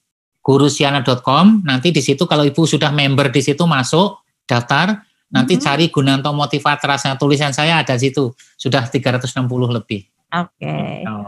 Oke, baik Bapak. Terima kasih. Terima kasih atas segalanya. Semoga apa yang kita dapatkan hari ini bisa kita laksanakan dan menjadi berkah untuk anak-anak kita. Amin. Pak Gun, terima kasih. Mari kita akhiri perjumpaan kita. Sebelumnya kita membaca doa dulu yang akan dipimpin oleh Bu Anis. Oleh siapa Bu Anis? Oleh Pak Haji Ardi, Bu. Oh, mangga. Pak Haji Ardi, mangga silahkan Pak Haji. Mohon izin. Assalamualaikum warahmatullahi wabarakatuh. Wassalamualaikum warahmatullahi wabarakatuh. Mari Bapak Ibu sekalian yang saya hormati, para pimpinan, berikut narasumber yang memberikannya.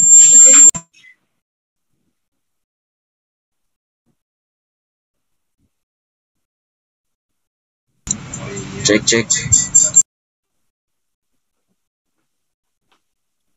Ya. Oke. Cek. Mari Bapak-bapak Ibu sekalian kita baca suratul Fatihah, dikhususkan untuk pendiri Pondok Pesantren Al-Hamidiyah Kiai Haji Ahmad Syaikhu dan juga seluruh dewan guru yang telah berpulang.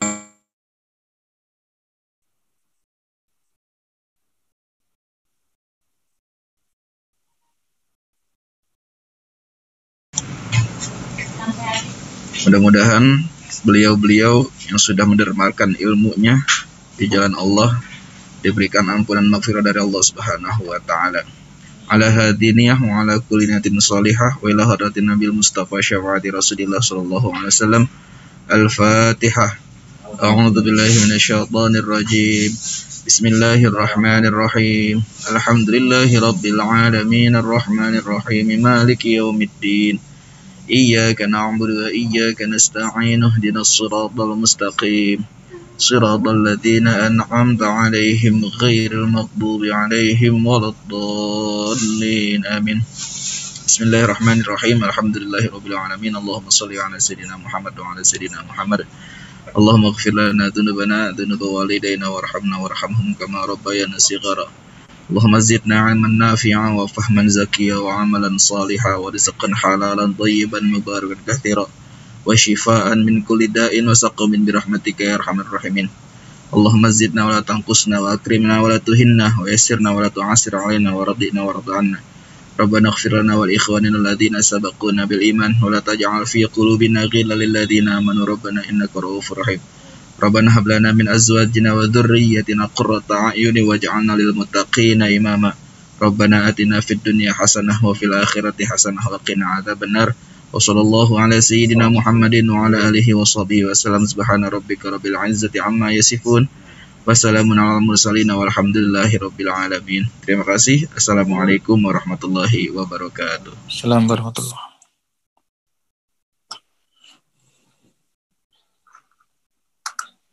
Masih di mute Bu Lina.